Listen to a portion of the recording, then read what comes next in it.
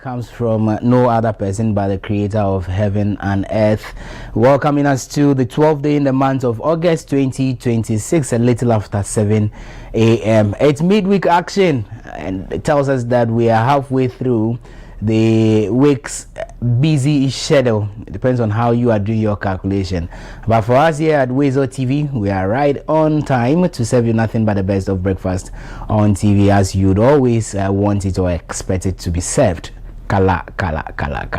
So we ask you to join the conversation via all our social media platforms. Feel free to drop your messages under any of the broadcasts, and then we'll share them out loud and clear. The text line is also active, 0552697939. Remember, we always tell you that for us here, we celebrate people, right? We celebrate whilst you are alive.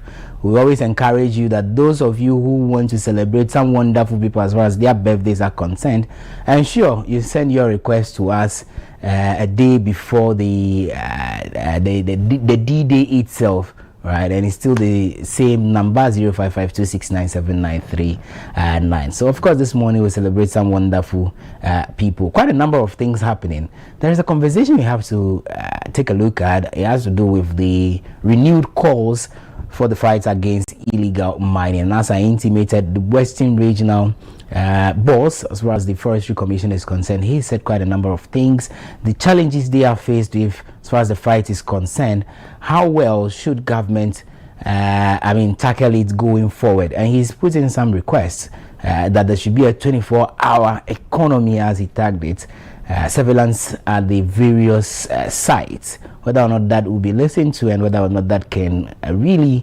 achieve the needed goal. We wait to see how it pans out in the coming days. But as I mentioned, it's a conversation that of course in the coming days we shall have right here on the show. Yesterday we started a conversation, they followed from the tourism minister's accountability series, said quite a number of things.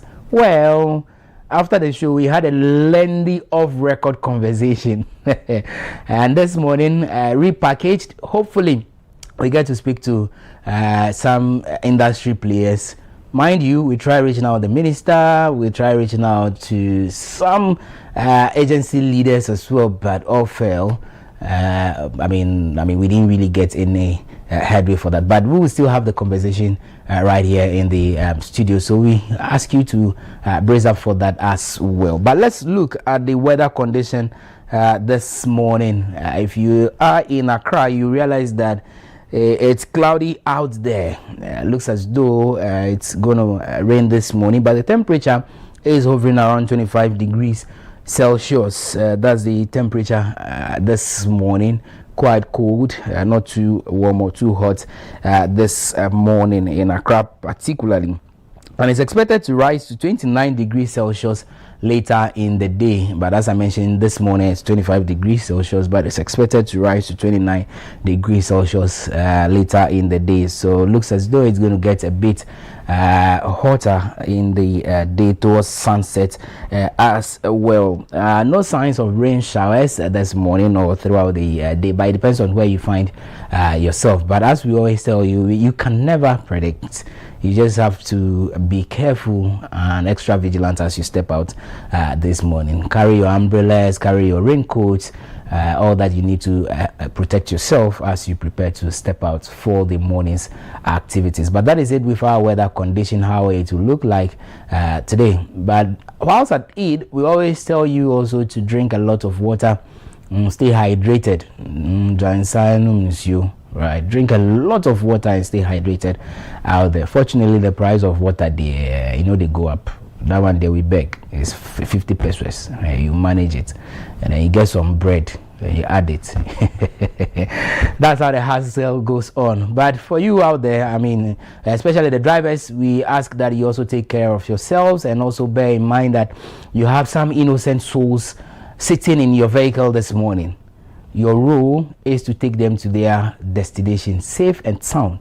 Mind you, it's a service you are rendering, and bear it also in mind that they are paying for that particular service. Those monies go a long way to help you stay afloat. So please, drive with care, drive with caution. And for the other road users also, we beg you guys, Be very careful as you step out this morning.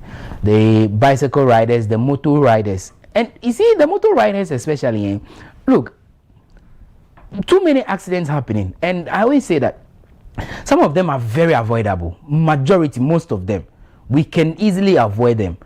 Some of them ride as if it be them now do the motorbike, so they feel they are very much smarter than the driver or the other person coming. So they try as much as possible to just meander their way through. Charlie, it is dangerous. Obabo, you will die. Aku, you understand? Just there is something in driving that is called a defensive driving. Whether or not you are on your right track or whatever, you need to take a look at it. You will die. Your legs will be cut off, and your arms. When that motorbike gets into an accident now, you are the body. So please, I am more particular about the riders. We beg you. Some ride without helmets. How? Miniano, how? And you carry a pillion rider as well. He also doesn't have a helmet. Something happens. People ride on this highway N1 without helmet. And yes, you go die. So please, motorists, we beg you. Okada riders, we beg you people. Protect yourself. Don't ride too much speed. Where are you going? What are you going to do? Why are you in a haste? The money you are rushing to go and get, you will die and leave it. Or you eventually end up in a hospital where that same amount of money will not even be enough. Now we'll go and do GoFundMe. So please, which one do you prefer? Take it easy and arrive alive, or you do giddy. Now, okay. So please, that's our advice for road users this morning. We'll take a breather when we return. Of course, I will introduce the rest of the team, and then we can start the conversations right here on the Breakfast Cafe. Stay with me. There is more after the break.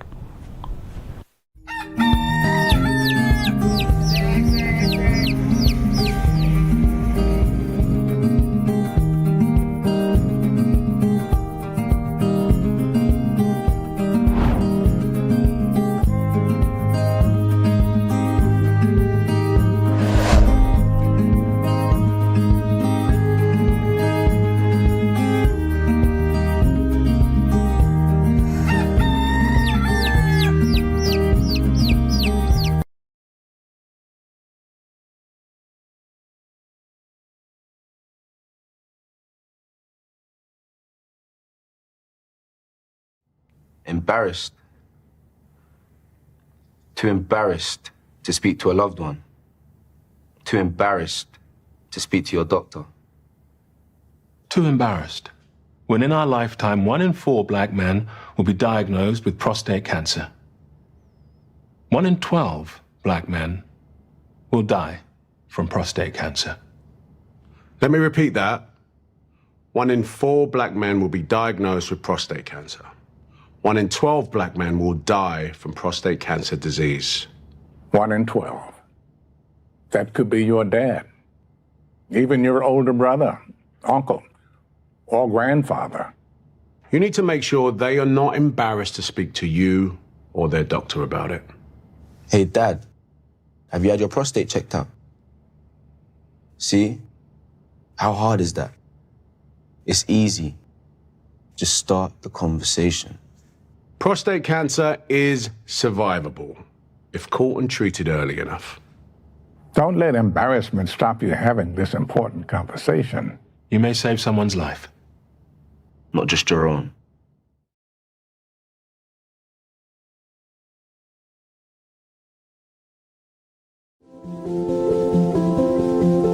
If you're watching this with your friends, you'll probably make a joke. Because you know what you feel on the inside isn't what you want people to know. If you have to pretend to be happy, find someone you trust and tell them. If you get mad at things and you don't know why, or have thoughts about hurting yourself, find someone you trust and tell them. You are never alone when you share. Seriously, people care about you. It's okay to not understand what you're feeling. And it's easy to think that you're all alone. But you don't have to be. You're never alone when you share. Don't be ashamed to tell someone you trust what you're feeling. You're not alone. You are not alone. Find someone you trust and tell them. Tell a parent. Tell a teacher. Tell a brother or sister. Or just tell a friend. You haven't done anything wrong. Talk to someone. Talk to someone. It's how things get better.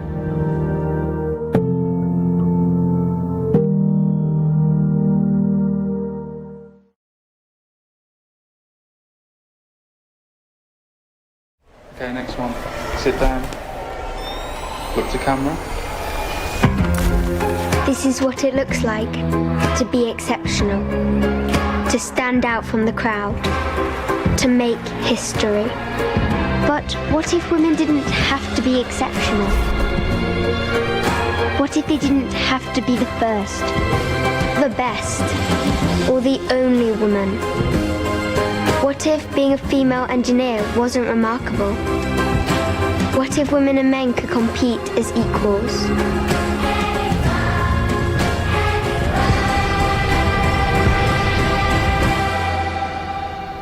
I don't want to make history. I don't want to be the only woman. I want to be one of many.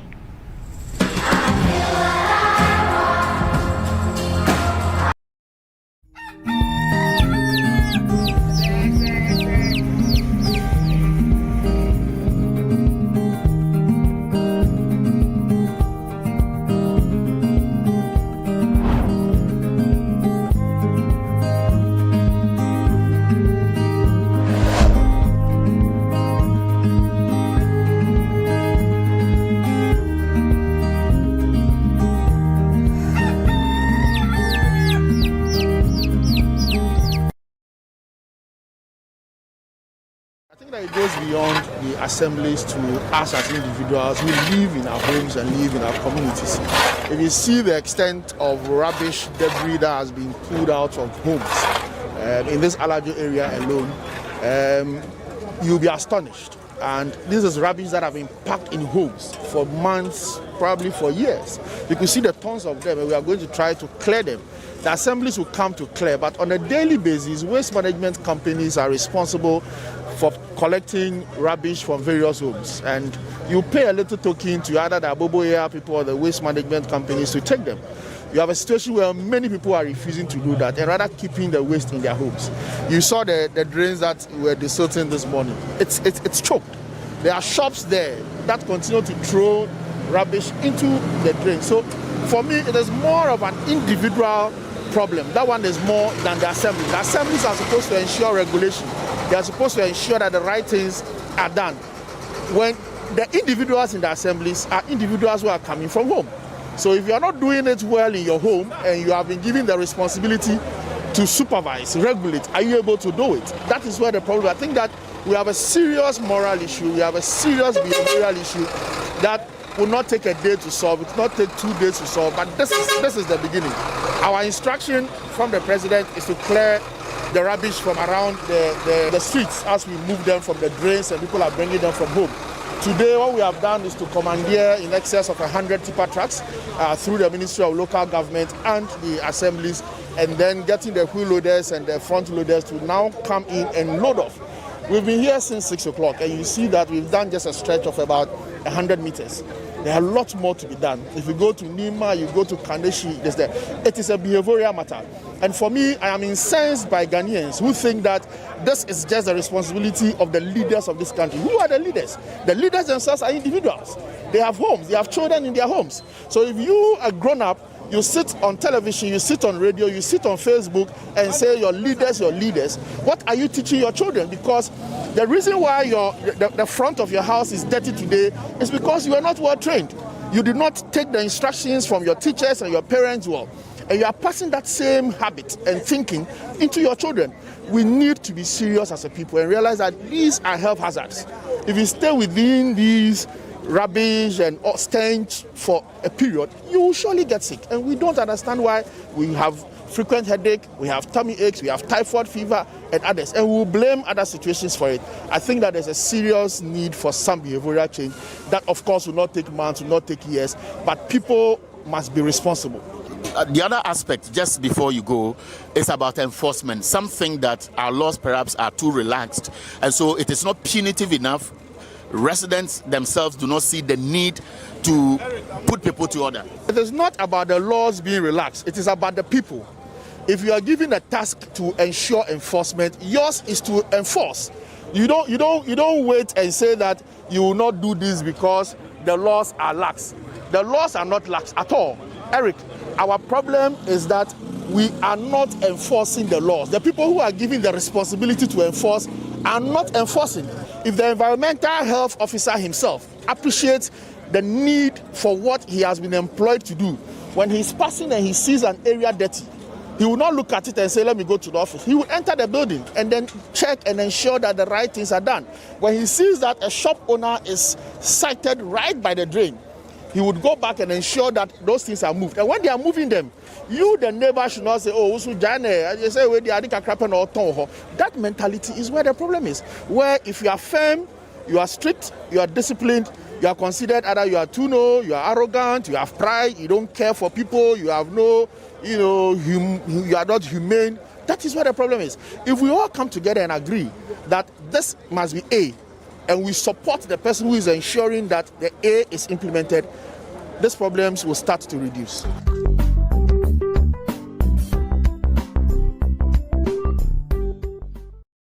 Jamaica here, Ghana here, almost same similar economic turnaround story. You are positioning yourselves as the hub to not only the Caribbean but to South America and to North America. We are positioning ourselves as the hub to the whole of the African continent. And so I think that we have good cause to establish a cooperation between ourselves. We have similar people, our traditions are the same. It is believed that the bulk of Jamaicans originated from Ghana, and so our names are similar, our foods are similar, and we've stood in solidarity with Jamaica after Hurricane Melissa. We brought our soldiers here, and they worked in a place called Akopong. And in Ghana, we have a Kropong, which is almost the same. Yes, I came here the day I arrived. I was greeting the lineup that welcomed me to the hotel, and there was this young man standing. I thought it was my brother. I thought he surprised me by bringing my younger brother out. Look, we have a lot of reason for cooperation, and so we believe that a link between Africa and the Caribbean would allow the Caribbean to plug into the African Continental Free Trade Area. And I promised Prime Minister that I'll make it one of my missions to see how we can open the African Continental Free Trade Area to the Caribbean. And so linking Africa and CARICOM in a big, trade area will benefit all of us. We can't achieve this, and the slow increase of the African Continental Free Trade Area is because of the lack of infrastructure amongst ourselves. You have to export something to another part of Africa. It must go out of Africa somewhere else before it comes back. And so a few years ago, I took the decision to expand our ports. We had the old port that was built for us by Dr. Kwame Nkrumah, and we had expanded it several times, but it had become too small, to really handle the volumes of trade that were coming in. And so I thought to myself, I said, why don't we build a new port? And so together with the Meridian Port Services partners, we formed a joint venture, and we built a brand new port, next to the old port. And that's mainly a container port. It's probably one of the most efficient ports with the biggest volumes in the whole of West Africa. Ghana has become a port for lightening up. And so these big containers come into Tema Port and they lighten up, they drop a cargo for the whole of West Africa, from Gabon through Cameroon all the way to Senegal. And then we have reefer vessels that, distribute the cargo to all the other countries. Yeah. So we thank you for hosting us. Yeah. Thank you very much. All right, thank you for still staying with us right here on WoezorTV. Welcome back. Now it's here, and now it's just telling me, yesterday we touched on it, but it's exactly 2 years. Yeah. When now was all over, now became the superstar, the girl of the moment. Charlie, the fans you chopped that day, and well, I also chop fans because I was posting you on my status throughout. So, oh, you know her? The people that know me. Yeah, you know her. I said, yeah, that's all my friend. Me to take fans. Yeah. How are you? I'm fine. Charlie, you're a big woman. Oh, yeah. God is helping. Vice President's daughter. Hey, look at how it's written all over your face. How did you do it? I've been waiting to ask you that question. Let me ask you before I retire. How did you do it? How did I do it? Oh, Charlie, do we have the video? We should have. Yeah, we should have, right? Yeah. I was asking about some videos the last time. If we do, please get that video for me. The world needs to see now. Yeah. That day, now walked all the way majestically to the stage. Right? Is it called a stage? Yeah, the stage. Yeah, at the UPSC auditorium. And here was little with all the English in the world. Charlie, how did you do it? How did I do it? Yeah. First of all, let's thank God. First of all, shout outs to Ochedi and Ponyankopon. Don't be like a typical Ghanaian Ghanaian footballer. I'm a typical Ghanaian because if you know the pressure that was on me that day, you understand. I didn't eat. Why? I couldn't eat. Why? I couldn't drink water. No, why? Wait, but you were informed. You were aware that. Yes, I knew on I that was day you were the one going to introduce them for 3 weeks. Okay. I was sent a message at 5 a.m. to appear at 8. I woke up at 10 to see the message. I was still told to come. So, for the period leading to the launch of the Youth Manifesto in 2024, I literally had to live most of my days at the National Youth Secretariat in Jowulu. So, I'll leave home, go there, go and rehearse, go through the scripts, and this morning, let me say a special good morning, a very big thank you to the man, Julian Kobina. Okay. Popularly known as Kobik. Okay, our very Julian. Yes. Okay. Yes, the board chairman for the National Youth Authority now. He was my coach, and I had the scripts, and I'll be reading. And when I'll skip something, he'll be like, nah, wait, go back, there's a comma there. No, there's a full stop here, so pause. And he had the whole script in his mind, so he could read it verbatim to me, and I had to now do the work of reading it, getting to understand the background of the write-up, and there were a lot of inputs and outputs. So you learn to get to his place and tell let's remove this, let's add this, and it was very, very rigorous, like intense training leading to the day. So get me the video. Yeah. I'm sending it to you. We're talking about the day Na introduced the then running mate. Yeah. To President John Dramani Mahama 2 years ago. Today is exactly 2 years. Yeah. When she did that, and he took the whole world by surprise. The applause you got that day at the auditorium, Charlie, it was loud, and then I felt that hug. There was a hug. Yes, from Mommy Obobia. Yes. So when I got off the stage, it was Mommy Obobia first. Yes. And she had me. You should get a hug from Mommy Obobia. Yeah, That hug was great, Brother, you understand? Charlie, you're a big woman. Oh, you dined with the vice president.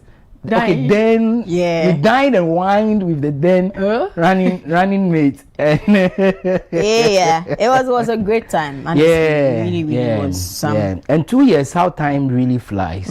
It's 2 years already, and we have the vice president in power as well. But that was not just the day you were out there. Charlie, I think the final rally at Medina also was another opportunity that was given to Na as well. If you find the video, fine. But there's a conversation I would want us to have that has to do with illegal mining as well. I mean, we touched briefly on it yesterday. The calls from many Ghanaians. Now, I am saddened with the fact that some feel that the fight is lost. Some feel that much has not been done so far with regards to the fight against illegal mining. And I ask what ought to be done to change the narrative. Hopefully, along the line, we get to speak to some of the key stakeholders as far as the fight is concerned. The Western Regional manager of the Forestry Commission. I mean, I told you that he has been speaking largely, and he has made these calls that there should be a 24-hour economy of a sort, a surveillance that will be put in place, especially across the various illegal mining sites. So definitely we delve into all of that, and we also take a look at the fight done so far by NIMOS together with the other agencies. I think the last time you were even asking about the blue water guards, whether or not they are still there working hard and what have you, and to the point that you have people getting closer to even the beaches, the seashore, to look for gold. I mean, it baffles me, and I don't know what ought to be done. There are still calls for a declaration of a state of emergency. We need that. Do we? We do. Now, you see, for me, I feel it takes a lot. But the question people, I mean, what the people are asking is that if we can do a coordinated, is that the right word? But you focus on the areas.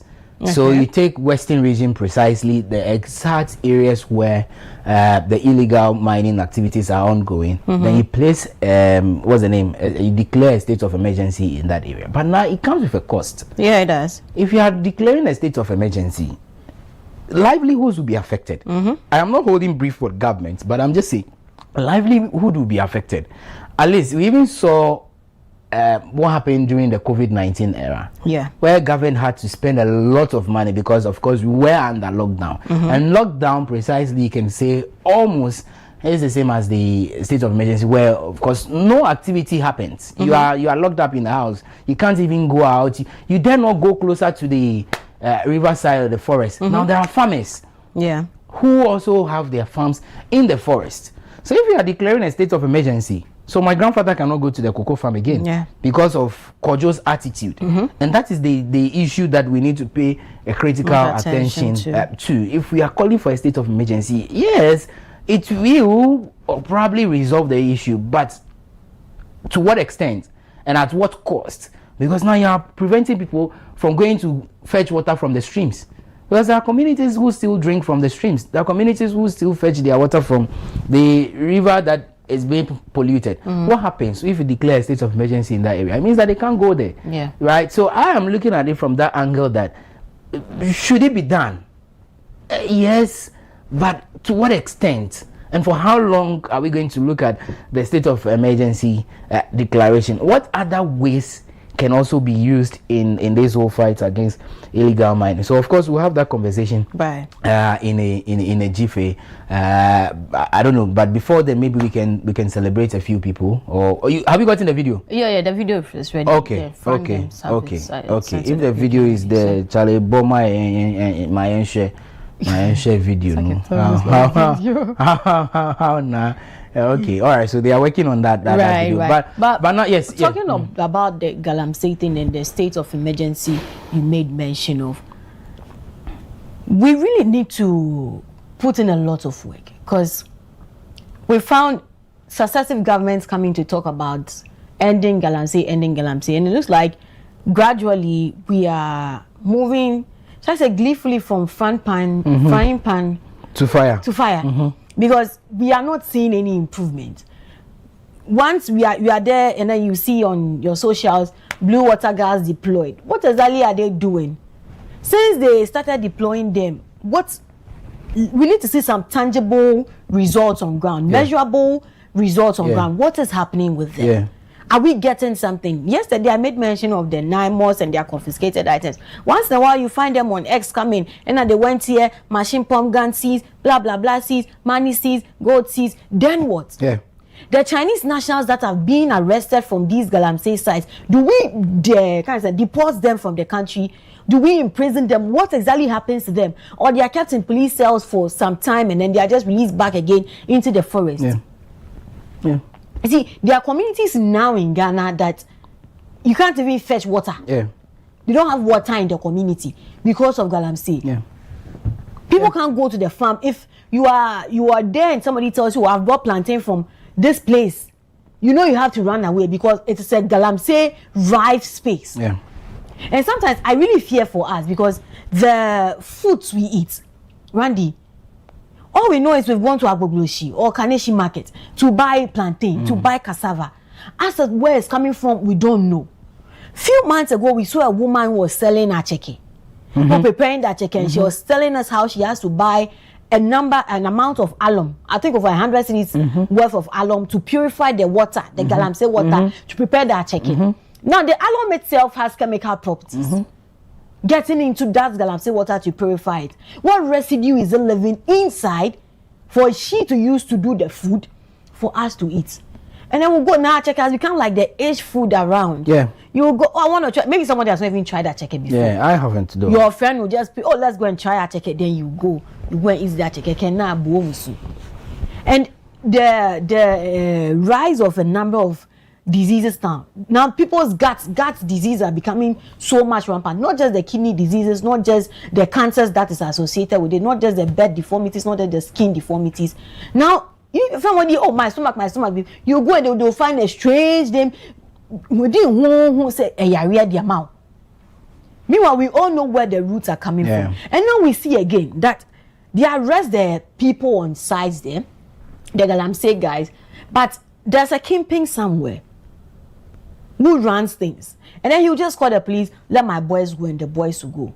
What happens to those kingpins? Why are they not being arrested rather? Why does it seem like these people are untouchable? That the laws, the grips of the laws can't get them, but will go to the ground and go and get the people there. And I think it was you that said that the Naimos people now, the galamseyers, have really read the pattern of the Naimos guys, that they know when they come on Monday, they're not going to show up on Tuesday. When they show up on Wednesday, they're not going to show up on Thursday. So they do shifts with them. Why?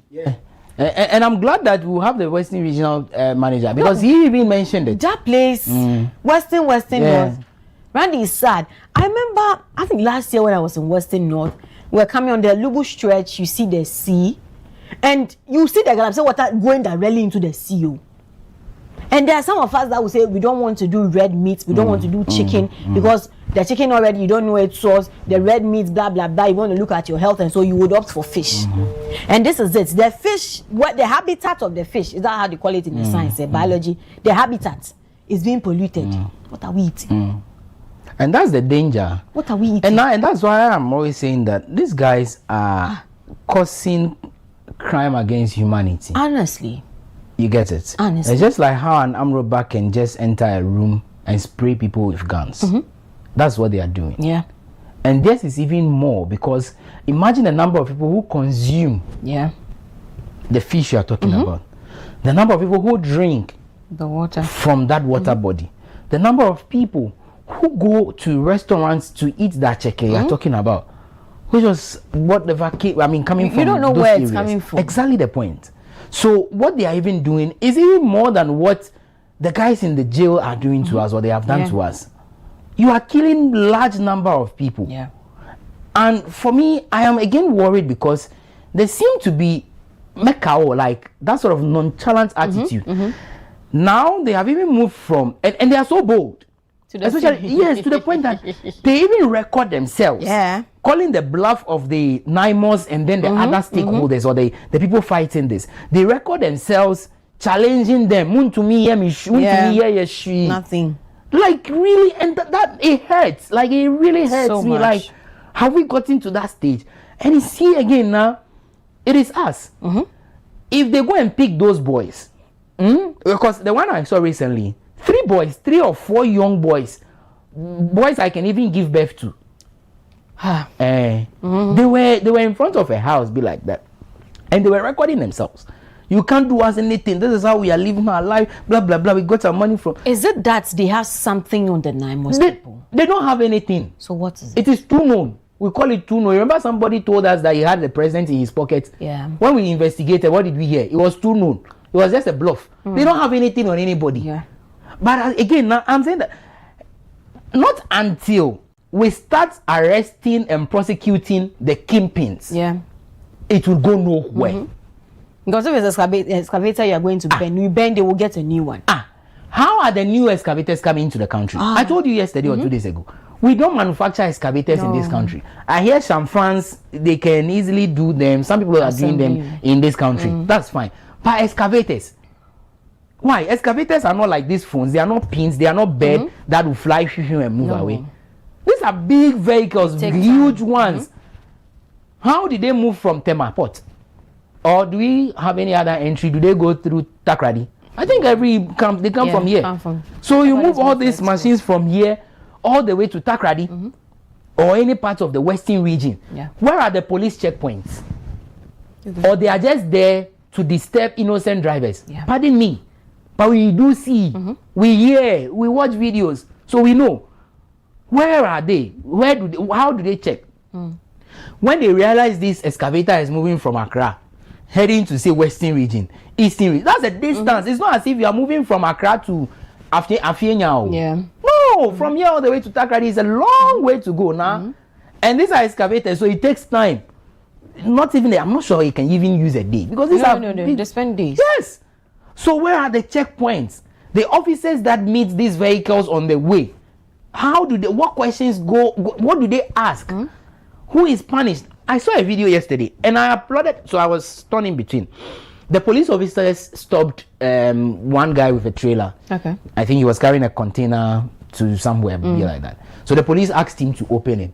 Well, they wanted to see the content in that container. Right. The guy said he was sent, so he couldn't open it. So the police had to forcefully open it. Others disagreed, some agreed. But I'm saying if they are able to do it, and this is the point I'm building, if they are able to do those ones, what happens to the excavators? Yeah. How many times have we heard that police on, you know the road better, from Nsawam to wherever, count the number of checkpoints. How many of the police officers have been able to say, park this vehicle here, let's get to know where and who this is being sent to? Don't you think this thing is a chain? It's a chain. It's a wide chain, Yes. such that the young police officer will not want to put his time of service on the line because perhaps his boss has been called beforehand to tell him, oh, this and this is going to use the road, it's going to be on the road, so let your boys be aware of it and let them not disturb my people as they move with the excavator. Could be highly possible. Oh, it's very possible. Very because possible. and that's where the kingpins come in. Yeah. So Because- they'll call whoever is in charge. So you are the roadside. There's very little you can. Even though you do not like what is happening, there's very little you can do because your boss has given you a word. Would you rather defy your boss, and at that point they can decide to do whatever they want to do to you? But now I think the narrative of the police is changing, and we are not limiting this conversation to just the police yes. anyway.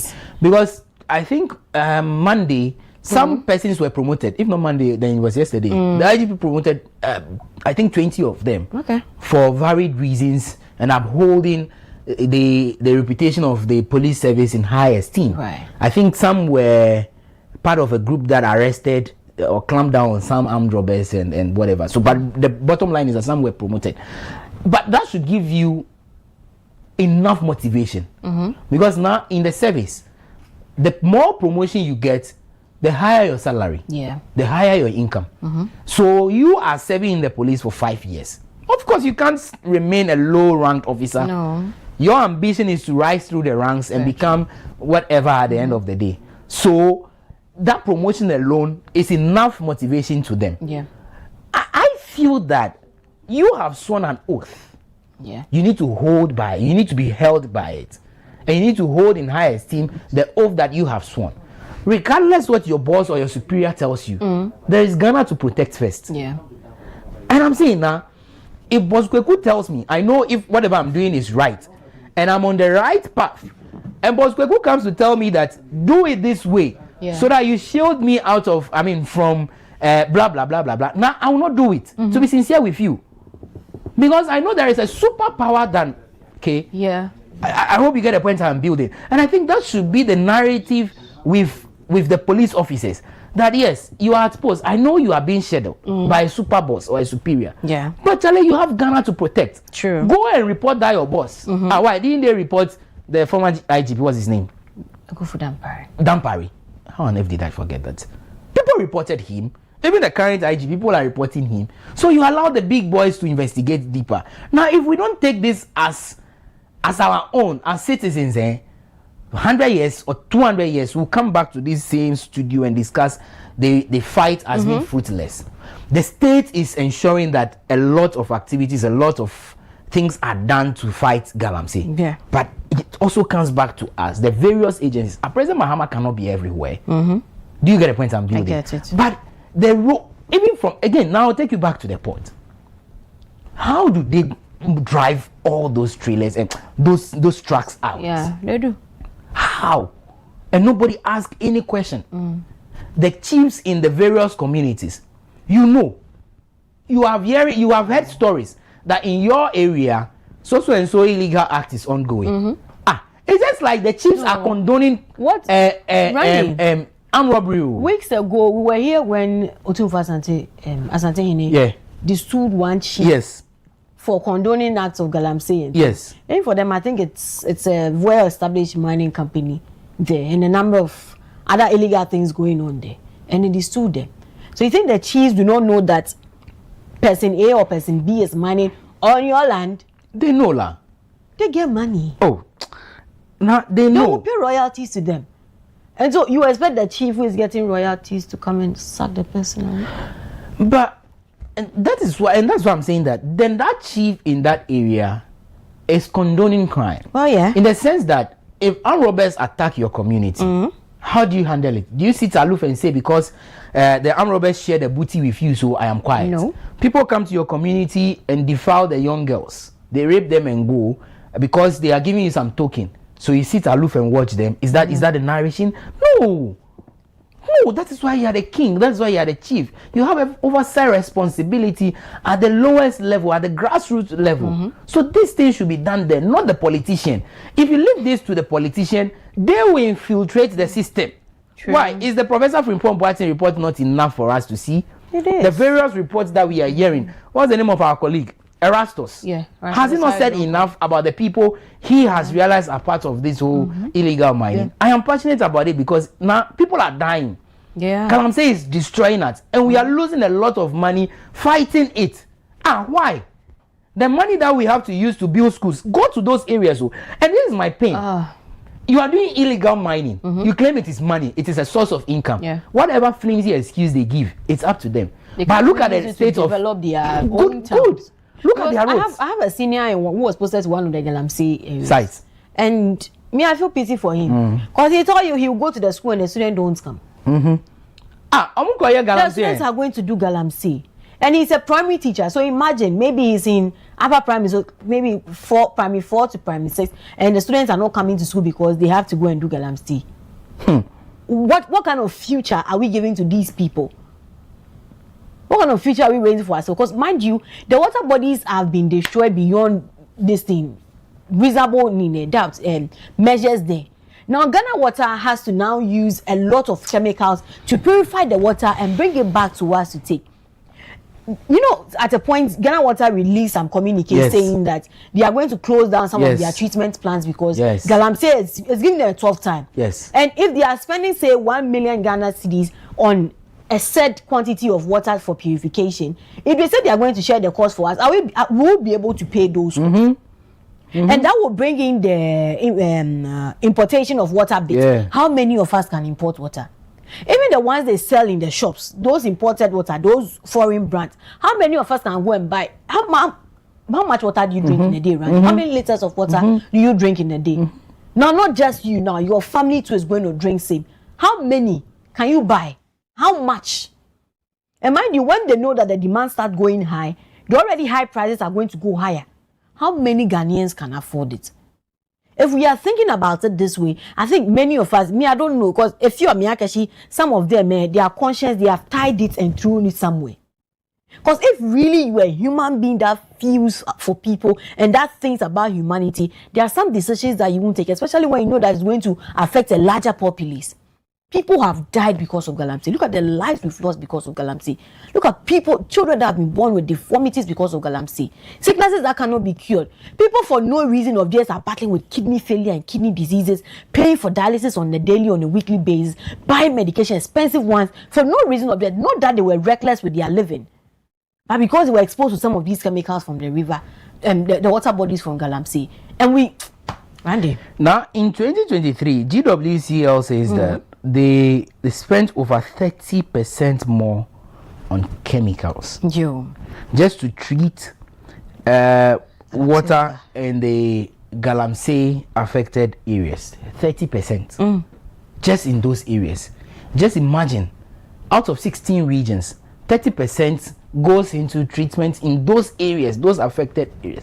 So if water is not flowing regular in Accra, do you blame government for it? No. Because government is spending money. That money that ought to have been used otherwise, I mean in another way to ensure that water flows to other people's homes, is being used to treat water that is flowing in the affected areas. Yeah. And it is sad that, I mean, we feel that, okay, we are in Accra, we are not really much affected. It's not true.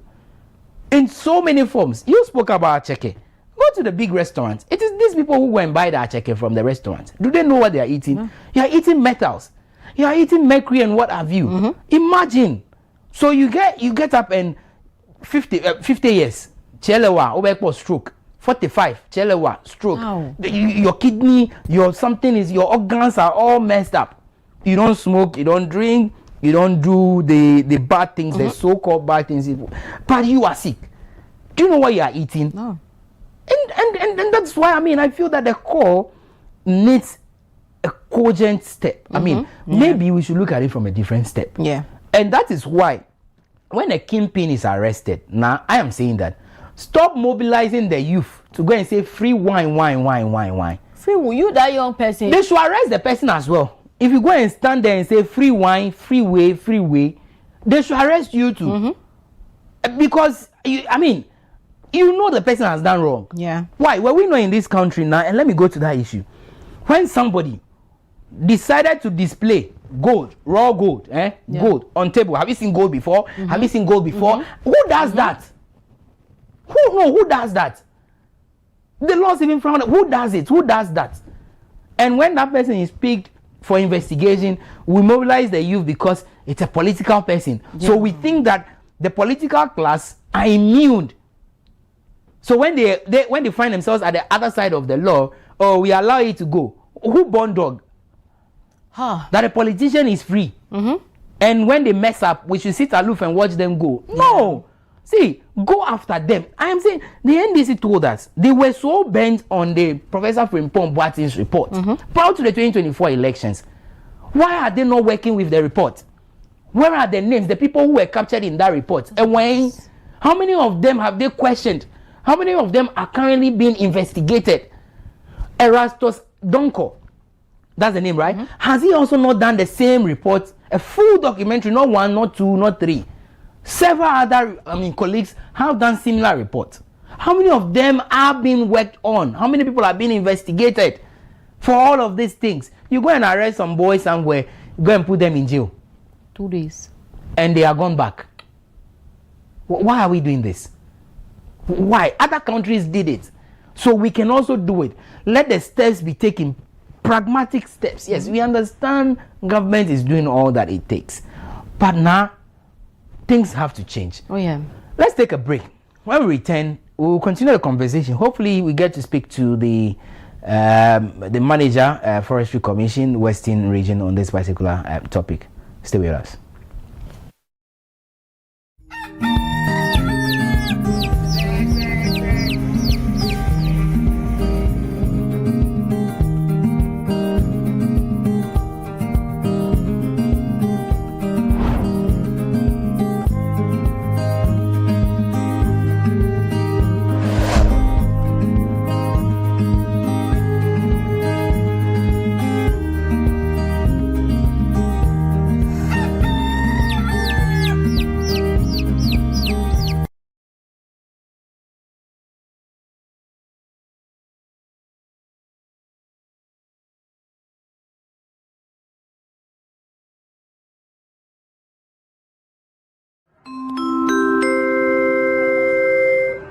Your flight is ready to leave. Sit back and relax and enjoy the flight.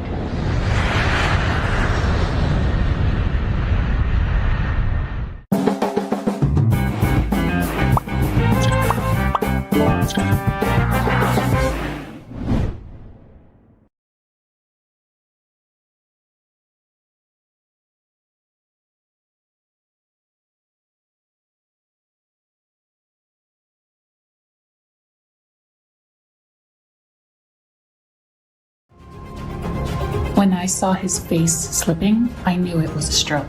I called an ambulance immediately to save the life we've built together. The way her arm was hanging down wasn't right. I insisted to go straight to the hospital to save our mother and the family. The way he was talking when the ambulance arrived alerted us. I rang ahead so the hospital staff were ready to save precious time and the future.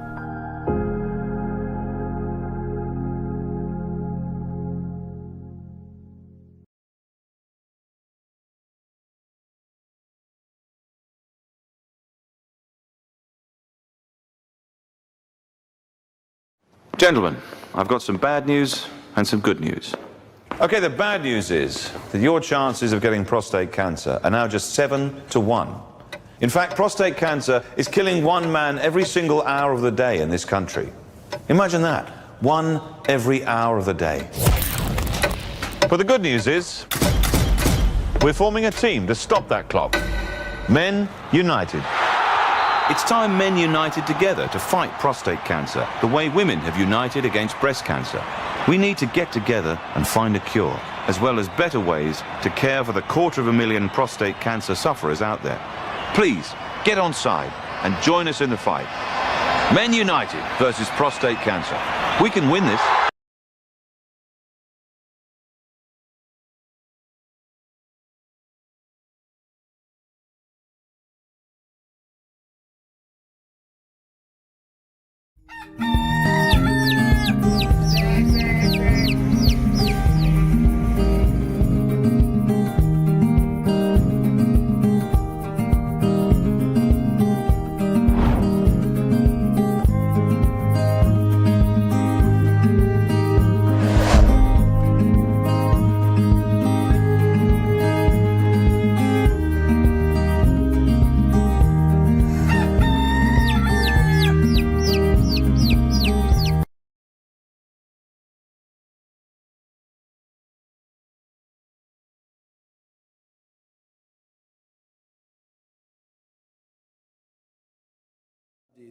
On how deep we were sunk when we began.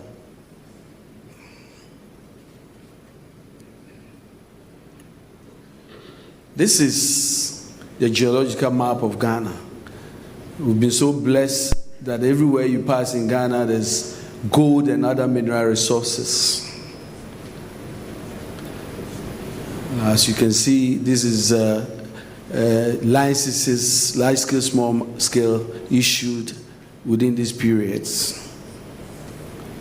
Ladies and gentlemen, Ghana was named the Gold Coast by the colonial masters for very good reasons. Everywhere you pass, there's gold. And so mining dates back from the 1400s. And Ghana today, even after all these long years of mining, is the largest gold producer who surpassed South Africa in Africa. Sixth in the world. Almost 5 of the largest gold producers in the world are here in Ghana. But this is the story. It used to be the large-scale companies were the ones that were producing more gold. Today I can tell you, small-scale mining is the largest gold producers in Ghana. 52% of the gold in Ghana are produced by small-scale mining as opposed to 48% for large-scale companies. Large-scale mining is a preserve for all Ghanaians. And the latest data we have is that 3 million Ghanaians are engaged legally in this activity in almost 10 regions in the country today. Small-scale mining, as you know, started with rudimentary tools, you know, chisels, hammers, but that's not the same today. It has really moved to this period where we are now evolving into a new, complicated, sophisticated use of excavators to strip the land. And the data is clear. In 2024, the importation of excavators was the largest item of value that was brought into Ghana. 6.5 billion Ghana cedi. This is the first report, and you can imagine when you walk into an office and the first briefing you are getting, this is what you are told. Minister, welcome. But we are very sad to tell you that 44 of the 288 forest reserves that have been kept for years have been completely destroyed, almost 16%. Minister, it doesn't stop there. 9 of those forest reserves we've lost it to armed thugs. And if you see the classification of the Forestry Commission, they've classified those 9 zones as red zones. That is, Forestry Commission guards cannot enter. The Ghana Army had not been able to enter. In fact, between 2023-2024, the Ghana Army was directed not to enter any forest reserve. And so it was free for all that period. What were the consequences? 5,500 hectares for our pristine forest reserve had been completely destroyed. You saw some of the pictures. If you want to imagine it, that's equivalent to 7,500 football fields. Think about the implication of restoring this and how much billions you need to restore it.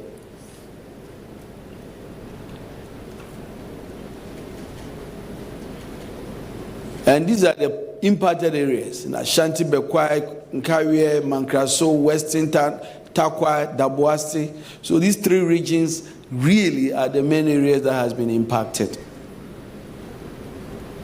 I've already talked about the classification. If you had done it in color form, you have seen that the top one is no go. The second one, which is like gold, is an area that is close to the first one. 18 is medium, you can manage, so they go in, they clear them out, they come back. And then the 5th one is the green zone, where basically we can control. This is what we came to meet. This is the deepest we were sunk. And so at this first dialogue on illegal mining. We know that the issues of illegal mining are dear to your hearts and to the hearts of every Ghanaian.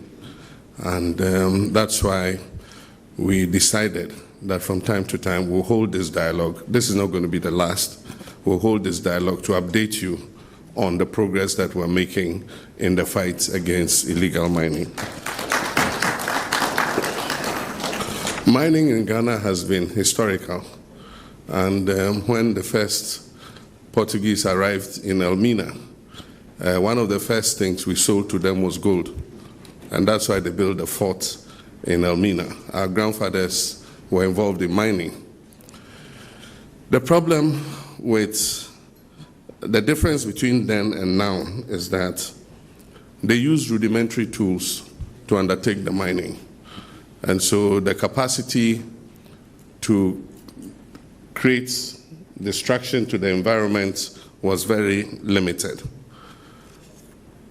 The whole equation changed when the small-scale mining sector started deploying heavy earth-moving equipment.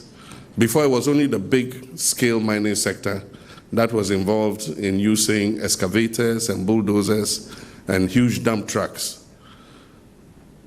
At a point in time, the small-scale mining sector, which is a legal sector of our mining, it was passed in PNDC time to allow, because we realized that the big mining companies were owned by foreign companies, and Ghanaian small-scale companies that had the capacity prevented from doing so. Back, this is still the WoezorTV Breakfast Cafe. We're having a conversation on the renewed calls for the fight against illegal mining. I'll take you to Western region, a region where has the red flag on as far as illegal mining is concerned. If you're looking at the regions that largely engaged in this illegal act, Western region is part of that list as well. But let's get to speak to the regional manager of Forestry Commission, Nana Poku Bosompim. Let's find out the current situation in the Western region and also what they are doing as a commission as far as the fight against illegal mining is concerned. What will be his recommendations? Basically, those are the issues to take a look at. Nana, thank you so much for joining us this morning. How are you, sir?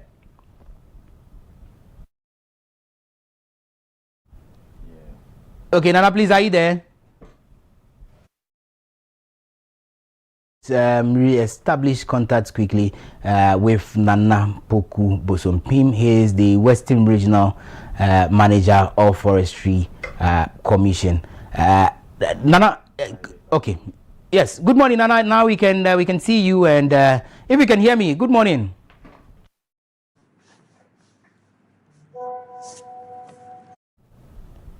Hello, Nana. Okay, very well. We'll try as much as possible to get to Nana again for the conversation. But now you've listened to the president as well. That wouldn't be the first time he's speaking on the issue. You've listened to the lands minister as well. Unfortunately, we have an environment minister. Yeah. A new minister. No. Does that bring back, so again, the renewed calls for the fight against illegal mining? At a point, people were like, because we don't really have any substantive minister that will check all of that, blah, blah, blah, and all of the related issues. Well, I think yes, and that would also help with the intensifying the whole call for the end of Galamsey. And you know, when we really talk about the environment in Ghana here, the first thing we usually talk about, aside the sanitation bits, is issues of Galamsey. And so we're looking forward to what she also brings on board as Minister for Environment, especially with the renewed calls to end this canker of illegal mining. It's going to be difficult. Very. Because I'm also looking at the already existing protocols or the laid down steps her predecessor might have put in place. Yeah. But I know a new minister also comes in with a different approach and all of that. I don't know how easy it's going to be. But again, like we mentioned, the bottom line is about cracking down on the people who are largely involved. Yeah. Because the concerns we have heard is that they go and arrest these people. Yeah. Then they pick their phones. They are making a phone call to somebody in Accra, in Kumasi, in Tema. Boss, yeah. Then the next time the call comes in, it's as though, oh, release them, they are my boys. Now, we had reports in this country that a whole minister, MP, I don't know if you remember this, they arrested some boys. Allegedly, he drove to the place where the guy was arrested. Asked that the guys be released. I hope you remember. Allegedly. I'm using my words carefully. I do. Allegedly. I do. That story, why? Because of course people were arrested. Who gave that call? Who said release the boys? You see, the whole thing is like somewhere.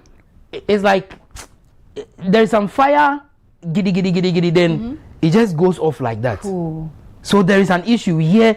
10 people are illegally mining at this area. Yeah. Giddy. Troops are sent there. After 2 days, 3 days, then the fire dies out. And I think that is why the illegal miners feel that we are too relaxed. So, okay, today is Wednesday. They will come again in the evening. Tomorrow they will not come. So they will go back. And that is why they are calling off the bluff of the NIMOS and the government to it entirety. Not until they start arresting and prosecuting people. Burning excavators. How sure are you that they don't even have backup excavators? Because, we know people in there, and the excavator is not one, it's not two. So if one goes into the bush and you think that you are going to bend that one and would move them to stop, no. If you bend that one, that's okay. The next day or two or in a week's time, they are bringing another one. And you know, sometimes for the people that, so maybe groups of 10 or groups of 5. So maybe you have 1 million Ghana cedis, another person has. So if you have 5 people, they get it and then they go and procure the things. So if it's chamfan, they're not getting one chamfan. If it is excavators, they're not getting one excavators. They have a number of them. So really, honestly, there's a lot we need to do. So from the Ministry of Natural Resources, Lands and Natural Resources, the Ministry of Environment, NIMOS, the Blue Water Guards, the military, the police, there's so much work to be done because the future of this country is at stake. Because all these places are where most of our food comes from. So no matter where you are, whether you're eating a 5-star restaurant or whether you are eating your atakpami, wherever you are sitting to eat, you do not know, you can't even trace that, okay, this cassava I'm using for my fufu is coming from a Galamsey prone area or it's coming from somewhere. You can't tell. You really can't tell. And so I think we should all there's been demonstrations, there's been calls, and a number of things to put in fire to end this thing. But looks like we are in the city. Maybe we might as well just carry ourselves to these places where the galamsey is, and then if you find a rice spot, a red spot place, we can just go and demonstrate there. Maybe if the chief or somebody, people in charge there are feeling the heat right at their doorsteps, something can be done about it. I really don't know. Well, we still have a long way to go as a people. Honestly, if you ask me the questions again on this whole fight against it, we still have a very long way to go. And I don't see this ending. And this is my candid opinion. I don't see this ending anytime soon. Especially with regards to the people that are involved. And now, I think, again, that whole issue about community mining. Yeah. It's not making sense. No. Small scale mining. No. Didn't just start from that place. But that is where the thing is coming from. It's where it started from. But that is where it is coming from. Small scale mining. I mean, pardon me, I may sound very controversial and people will not like the idea or what I'm saying. But now, if we are to fight this fight and win, then we need to take a second look at it properly. Yeah. How are they regulating the small scale mining space? Yeah. Do you get it? How are they doing it? Because you go and catch the people, they tell you they are small scale miners. Yeah. The guy who was recently incarcerated, what did we hear? Oh, he's into small scale mining, and we are arresting people who are into small scale mining. Small scale mining, you see? You get it? Small scale mining. We know the laws allow small scale mining. So if you are doing it, yes, you must have all the documents. Now, but they escalate it because you see there is a concession. The moment you go beyond that concession, it becomes illegal. Yeah. So you have, say, the entire premises of WoezorTV. Then you decide to go beyond to Zongo Development Fund. I wish you're here. So you you see they poison the mindset of the people to the point that they play propaganda with it when the people are arrested. Yeah. When the actors are arrested, oh, it is political. No way. Yeah. Yes, you are doing small scale mining, but you have trespassed. You have gone beyond your remit where your concession ends. You have gone beyond it. And when the person is arrested or the people are arrested, you say, that's what I'm saying. Look, now we need to take a second look at this whole small scale mining, the community mining thing. Yeah. Community mining. As how? As how? Who pretense over it? You are doing community mining just because you need jobs for the boys. Agreed. Jobs for the boys. The boys need to work. The boys that are working, how well are they even developing their community? They don't with the mining that they are doing. They to buy tea. You understand? iPhone 17. You get it? Give it to girls. Is that what you want? Is that why we allow community mining to go on? Yeah. If community mining is supposed to give jobs to the people, it means that you are giving money to the people. Yeah. Should we not see that reflect when you go to the areas? But trust me, these are deplorable cities or towns. And you will cry. You will cry.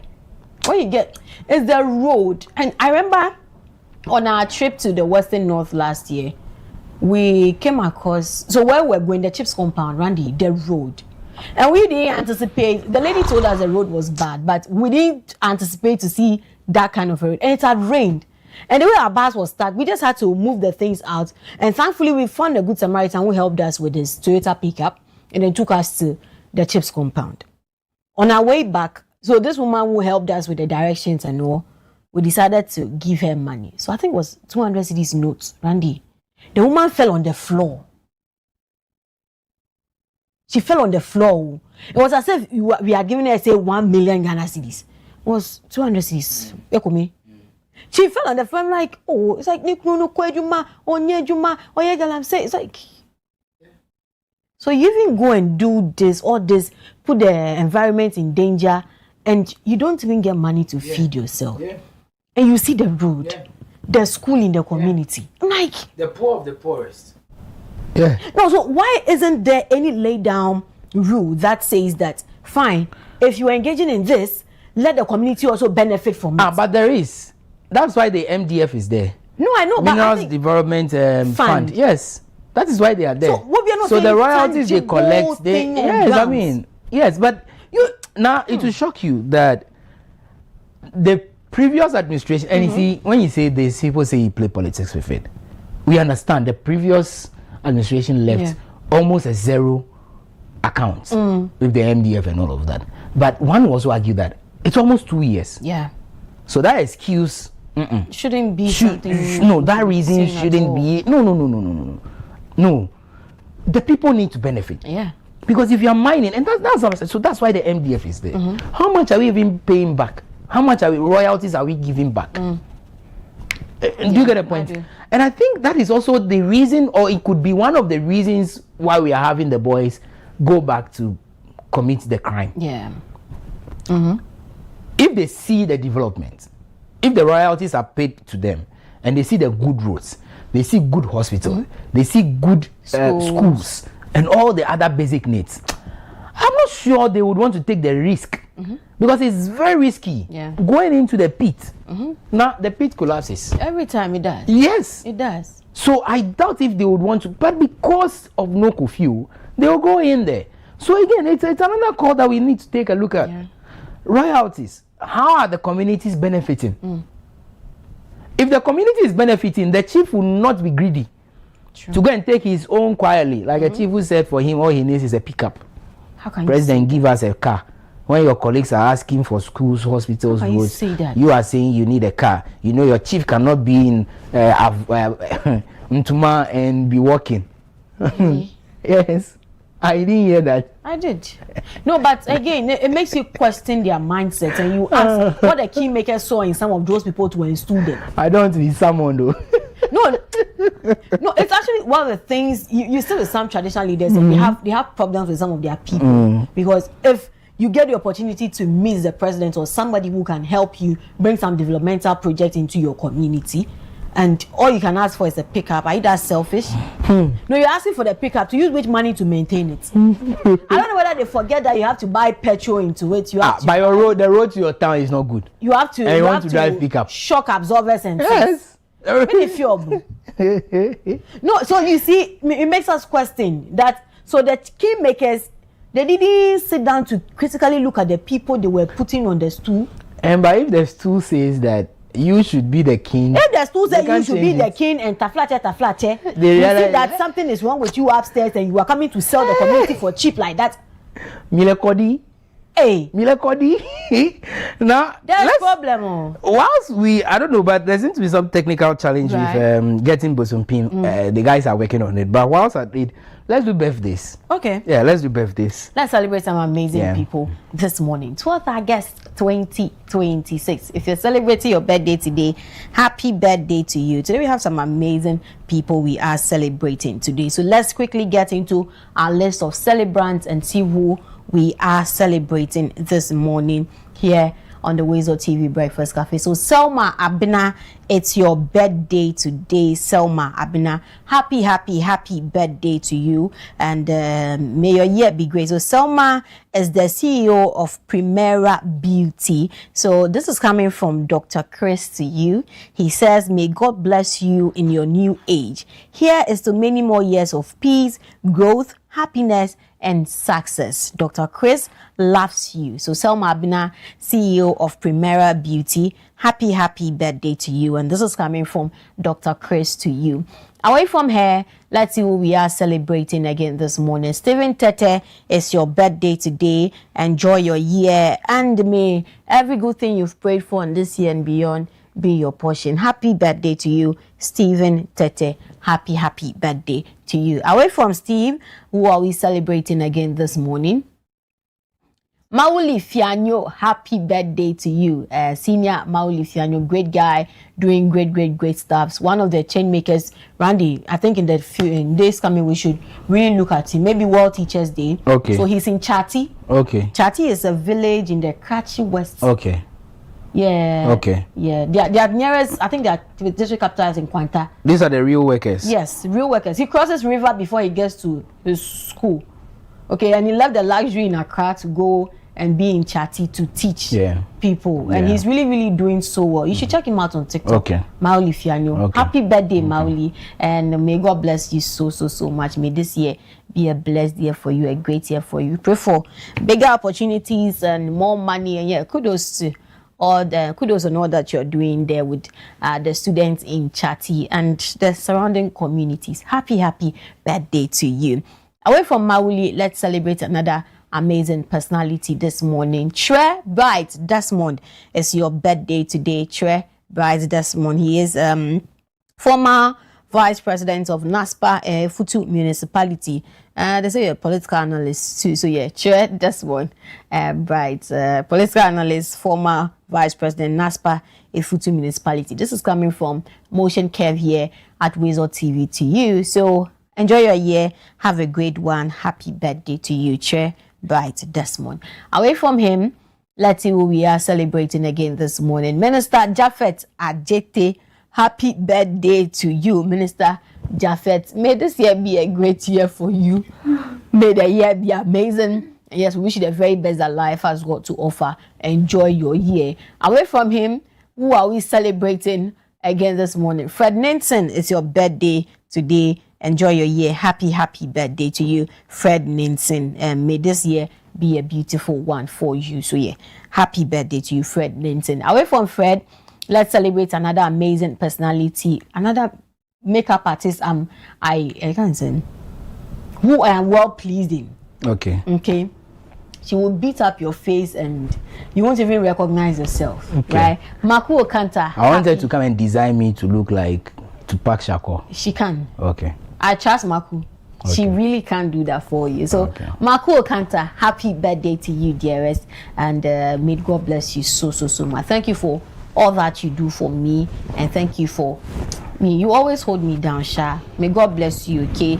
And may this year be a great year for you, a beautiful year, an amazing year, of course, filled with a lot of blessings, and every good thing you've prayed for may be your portion in this year and beyond. May the lines fall in pleasant places for you as you celebrate this new year. And yes, I love you so much. So yeah, cheers to a bigger and better new year. Happy birthday to you, Maku Okanta. And then also Dr. Stanley Glate, is your birthday today. Happy birthday to you, Dr. Stanley. Enjoy this new year. May the Lord bless you, and may this year be a blessed year for you. Blessings on every side. And yes, have a great one, Dr. Stanley Glate. So he's Glate. Yeah. I mentioned it's like an English game. So I heard Glate, I'm like, that's how I had to take a look at it. In Ghana, you have people from the shore. If you get to the shore, my friends from Jamestown, they will mention it differently. Okay. So I mean, like my Jamestown. Okay. Your Jamestown character came in. Okay. So let me now pronounce it like a Ghanaian. Okay. So please, can we have the flyer back on screen there? So yeah, Dr. Stanley Glate. Okay, Dr. Stanley Glate. Happy birthday to you. He's a big man. Oh yeah, the pose and everything, shattered into like a premium. Okay. So Dr. Glate, from the entire WoezorTV family, or a special one from Randy. Yes, it's a special one. Happy birthday to you. Blessings on every side, and may this year be a beautiful one for you. We pray that the Lord will continue to bless you, shower you with more blessings, and this year will come with lots of goodies for you. So yeah, enjoy your year. Happy birthday to you, Dr. Stanley Glate. Enjoy your year. So that'll be it for birthdays this morning here on the WoezorTV Breakfast Cafe. Please do well to keep your wishes coming into our WhatsApp number 055-269-7939. 3 p.m. the day before your birthday, so we can work on it and celebrate with you, Randy. Now, thank you for the wish, but let's quickly go back to the phone lines, right, and speak to Nana Poku Bosompim, the regional manager, Western Region Forestry Commission. Nana, good morning. Can you hear me now?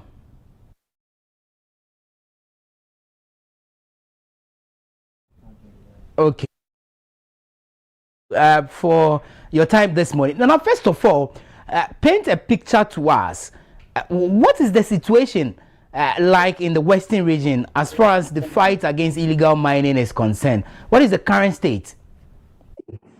Thank you very much. Currently, I can say real effort and resources have been channeled into the fight against illegal mining within the Western region. Currently, in the Western region, we are having 19 forest reserves, and out of these 19 forest reserves, I can say 9 of them have had incidences of illegal mining in them. Currently, we are undertaking an operation within one of our forest reserves known as the Cape 3 Points Forest Reserve. It's a very beautiful forest reserve that appears to enter the sea. Can you imagine a forest entering the sea? Very nice forest, but in recent times, it has been besieged by the illegal miners. We no longer see the heavy machinery like the excavators, the huge bulldozers coming into the forest to plant down trees and engage in mining. But they are bringing in what we call the chamfer machines, the industrial pumping machine, and they are very destructive. We've conducted operation for the past 8 days, and I can tell you, in just 8 days operating within the Cape 3 Points Forest Reserve, we have burnt over 88 chamfer machines. 88 chamfer machines in just 8 days. If you look at the industrial pumping machines, it stands as almost 119 industrial pumping machines that we've immobilized inside the forest, and the makeshift structures, the camp that the miners erect to stay in to undertake the mining. As I speak to you, we have over 39 different camps. Some of the camps can have up to 20 people, some 10, some 4, depending on the size. So 39 of those camps have also been immobilized, and as I speak to you, over 58 people have been arrested from these areas and are currently facing persecution, with about 30 of them having been remanded by the Takrady Circuit Court. So that's the current situation. It's a daily ritual, it's a daily fight. It is not a fight that you can go in, flush the miners out, and then go and rest in peace. No, you don't have that luxury to rest. You need to go there regularly to deal with the miners, because as soon as you move from one forest reserve to another forest, the people regroup and come back. So now we are working in the Cape 3 Points Forest Reserve, after which we move to the Sube River Forest Reserve. When we focus attention on a different forest reserve, you find the miners coming back to the very same pits that we flushed them out from. So it tells you we need to change the strategy if we want to be successful with the fight against illegal mining in forest reserves. Now, you spoke about the fact that they are no longer bringing in the big vehicles like the excavators and all of that. But with the chamfans, are they being produced in the communities, or they are also being brought in by whatever means? How is that situation? And why are we unable to track where these chamfans are going so we can stop them even before they get into the forest reserves? Thank you. I don't think those machines are produced here. I've seen instances, reportages that suggest that they are being imported from China en masse in huge 40-footer containers. But I'm also told that in recent times, people have developed the art of assembling it right here in Ghana. So they import the parts and assemble them right here in Ghana. And it is used solely for mining. As to regulating the flow of chamfer machine, that doesn't fall within my purview. I'm a forester. I work inside the forest reserves. But how the people manage to operate and bring them into the forest, it comes always under the cover of darkness. By the time you hear the sound coming from the forest and tracing it, they may have caused some damage to the forest. In fact, we keep burning these machines. Like I said, in 8 days, I gave you the statistics. But if I should give you the half year, from January to today that I'm talking about, we've immobilized not less than 887 chamfer machines. 887. If you look at the industrial pumping machine, 733. We keep burning it and they keep bringing it in. We keep burning and they keep bringing it in. As if they don't even buy them. I did a little research into the cost of importing a chamfer, assembling it and bringing it to the field. It might interest you to know that one chamfer machine costs about 12,000 Ghana cedis. 12,000 Ghana cedis. And the chamfer doesn't work alone. It works with the puller. So without the puller, the chamfer will not work. And that puller alone is 8,000 Ghana cedis. So the full complement of the chamfer machine to be able to operate it stands at more than 20,000 Ghana cedis. So guess what? I said we have immobilized or burnt 733 chamfer machines from January to date, just per our half-year reports. If you do a back of an envelope calculation, you realize that the value of those chamfer machines that we immobilized stands at more than 14 million Ghana cedis. And the question is, where are the people getting the money from to be able to purchase machinery to the tune of more than 14 million Ghana cedis? You keep burning it and they keep bringing it. But it has to do with the price of gold currently. Now I know that the price of gold has plummeted on the international market, so it's so lucrative. So if you burn it, they have the money to go and buy more and keep bringing them in. Now let's talk about the fight. Yes, there are renewed calls for it, and you are a man on the grounds, and I must really applaud you for what you are doing. We've been following you keenly, and we must say that you are doing a yeoman's job in there. But Nana, you mentioned that there need to be a new strategy, a new approach. Are you under-resourced If yes, what would you recommend? Because you spoke about having a 24-hour surveillance in the forest reserves. What can be done? Yes, that is the way to go now. So the strategy has been, once we hear of an incursion, you mobilize your forest guards, you mobilize your rapid response team, you mobilize your rangers, move in swiftly, stay there for 3 to 4 days, flush out the miners, burn the machinery, arrest as many as you can, hand them over to the police for almost investigation and prosecution, and then you think it is over. We are successful in dealing with them. But we realize that the people keep coming. So now we need to revise the strategy. And the new strategy should be we having permanent presence on the ground. So you don't go there, go and flash them out, retreat to another area, only for the people to come back. When you happen that way, you are not solving the menace. You are only circumnavigating around the problem, and it will still persist. So now we are moving in to go and flash them out and move away, allowing them to come in, to establishing permanent camps, permanent structures on the ground to keep our men over there so that the miners do not return. And establishing permanent presence, keeping your men over there, meaning you are going to be bereft of extra men to move into the next forest. So it calls for major logistical support and financing. Putting out the camp in itself is expensive. It needs to be put up an area where there's network connectivity. You need to have a standing vehicle for them to be able to move across all segments of the forest reserve. It involves financing and more so the human resource capital that we need. We need more men because if we go to fight this place, flush out the miners and leave our officers there to be permanently based, it means the next forest will be bereft of officers to fight the menace. So it calls for more recruitment. Currently, if I tell you the staff strength, the challenges we are facing in dealing with this menace is enormous. If you take the Cape 3 Points Forest Reserve, the total area of the reserve is 5,111 hectares. That's the total area of the Cape 3 Points Forest that we are currently operating and flashing out and arresting the miners. Now, this 5,000 hectares is being manned by only 4 forest guards. Just 4 forest guards. Can you imagine 5,000 hectares? And for your audience, I want to explain a hectare is synonymous to a sports stadium. If you take a standard sports stadium, the soccer pitch there, the playing field, the green grass alone is about 0.75 of a hectare. So if you add all the tartan tracks, the tracks on which we run together, you may be approaching 1 hectare. So we say 1 hectare is like the size of a playing field.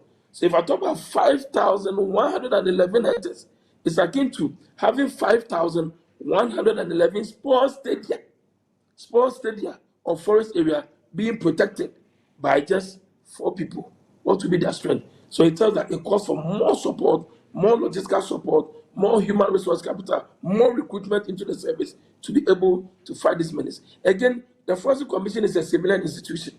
Now I can tell you the miners are armed. There have been instances where we enter the forest, we see the sophisticated arm that the people are holding, and we have no option than to just retreat. Keep your toe in between because we cannot fight them.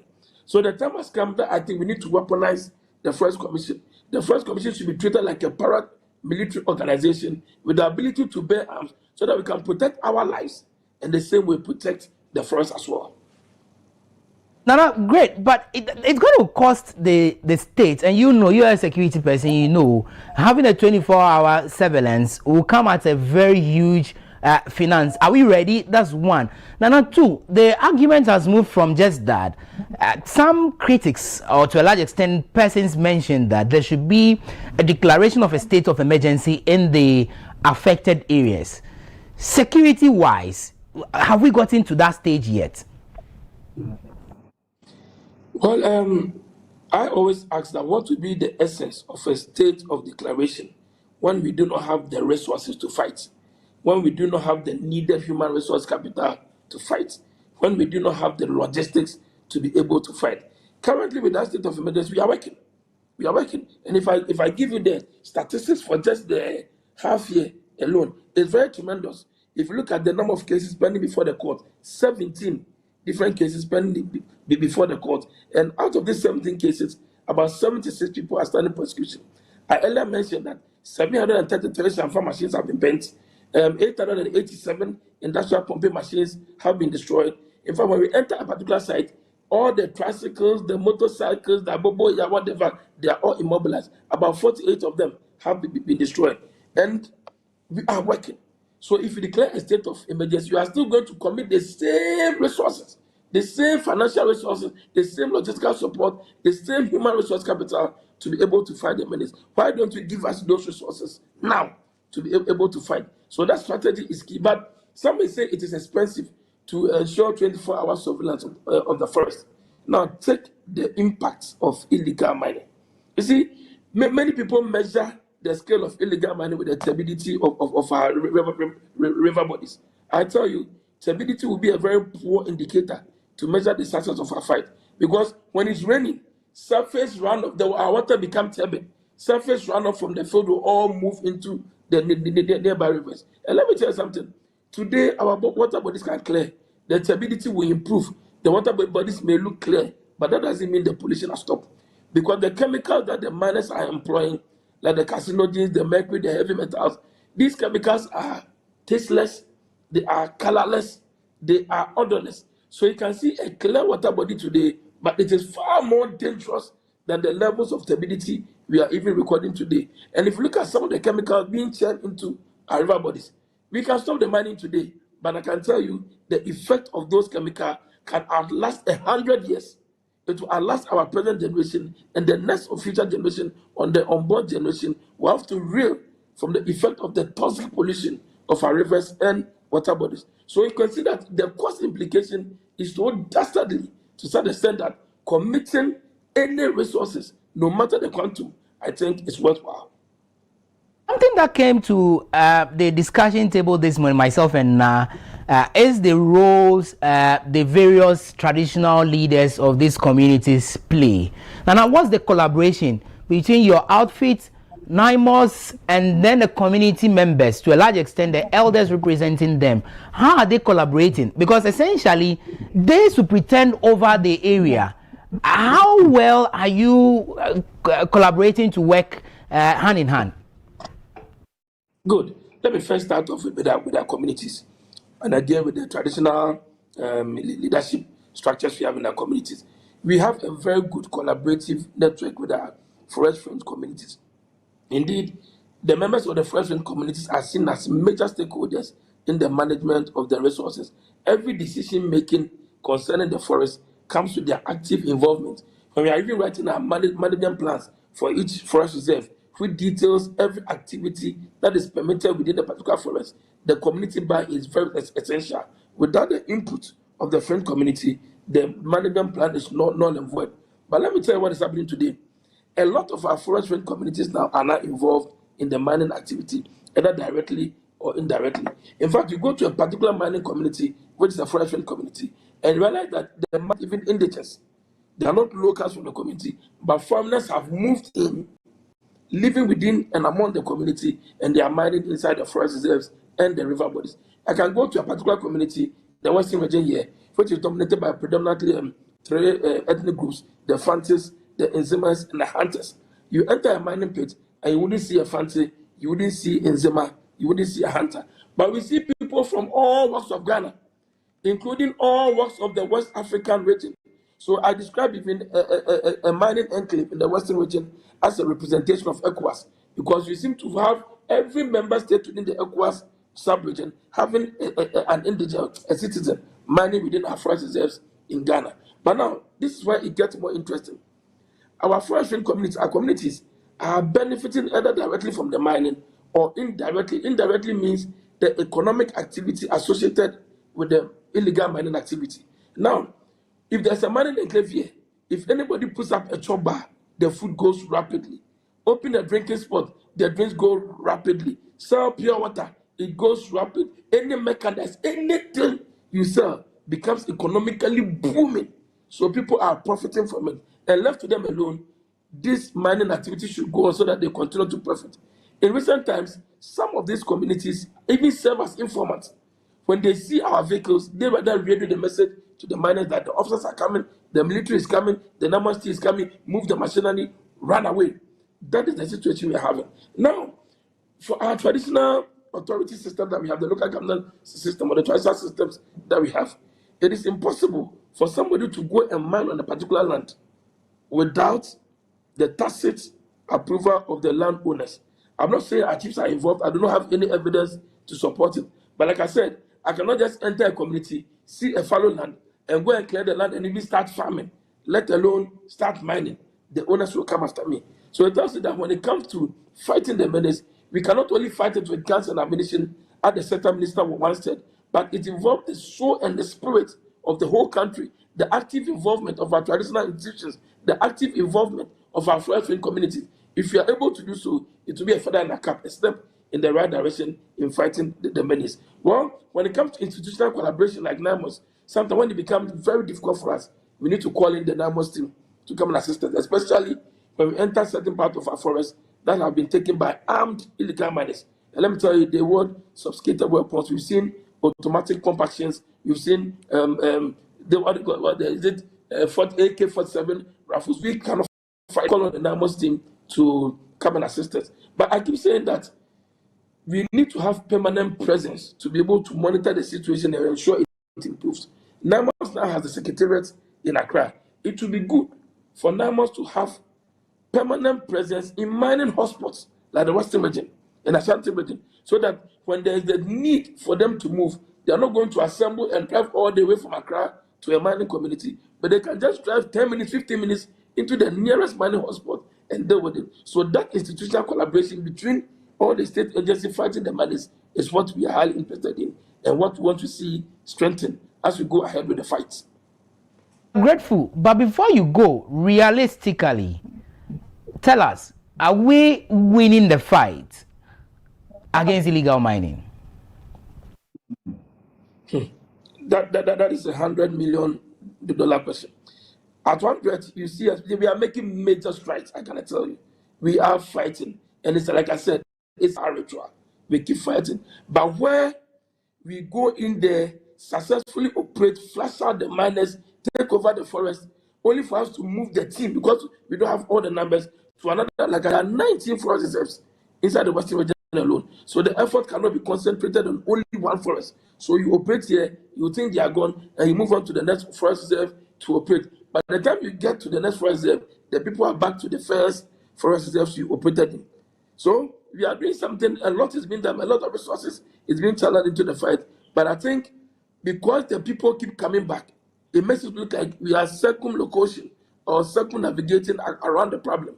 So the strategy should be leaving officers there, running permanent camps, not in all areas, but in hotspot areas. And that requires extra more resources, logistics, and human resource personnel to fight the menace. So we are doing our best. The statistics I gave you shows that major strides are being made. But I think to be able to be victorious, to be successful, and said we've eradicated illegal mining from our forest reserves, the permanent campaign of officers there 24/7, because when you flush them out, they're not going to come back, because they know we are. Bring the machinery, we will burn them. When we see you, we'll arrest you, prosecute you, and make sure you are put behind bars. If we do that, we begin to see real results indicating we are turning the corner when it comes to the illegal mining activity. That is what we will have to see done. We're wrapping up, but spare me some more time.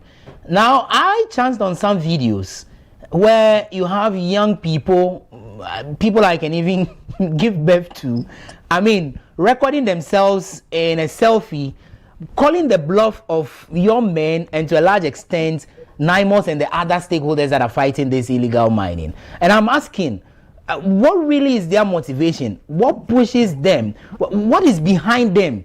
Is it a kingpins, or what exactly do they see? What are they stepping on to call this bluff? What is giving them that boldness?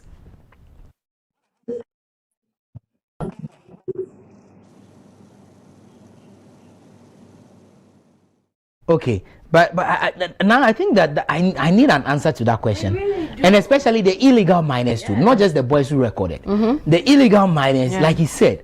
So today you know that Forestry Commission is coming to Forest A, and you know so well, so they won't go. Tomorrow when the people are gone, then they come back. What is really behind them? And you see, he is saying it that they are short-staffed. So looking at the 19 forest reserves, they are manning, and you leave Forest A, go to Forest D. By the time you come back to A, squad is back. to work again. And so, and I think there should be more reinforcement or deployment of more people to get this work done. But the Blue Water Guards, again, or they don't work with Forestry Commission. We really need to understand some of these things. So, well, so they wear blue and come and stand there like parade. But I think Nana mentioned a lot of things, and I mean, I was astonished listening to the data. Yeah. Just half year through, 88 machines bent. Yeah. 8 days. So within 8 days, not even half less year, than 8 10 days. Yeah. 88 machines were bent. You have, so they have 39 camps. Yeah. 58 persons have been arrested, 30 reprimanded as it stands now. But you look at what he told us that within this year alone or half year, over 700. Now, he spoke about the machines that are brought to the community. Yeah. So he agrees with me that the excavators are not produced or manufactured here in Ghana. No. The shamfans are not produced here as well, but they assemble them here. But how do they get into the forest? Do you get the point I'm saying? Exactly. And he alluded to it. Now, interestingly, once we are holding government accountable, you see, I told you that the community, which will be the problem. Yeah. You see? So now, because of the economic benefits, I am selling some gari somewhere. I am selling water.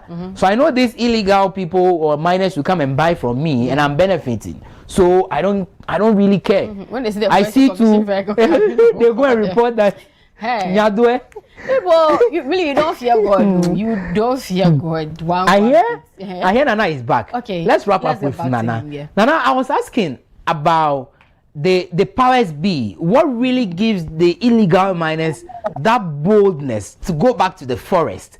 Because if indeed we see men in uniform clamp down on a particular forest, the assumption is that there should be some sort of fear, and these illegal miners would have to flee from that area. But as you have alluded, once you leave, they come back the following day or the following week. What really is giving them that bold actions that they take? Yes, thank you so much. Over the period, we've heard people talking about campaigns. Well, I don't know any campaign.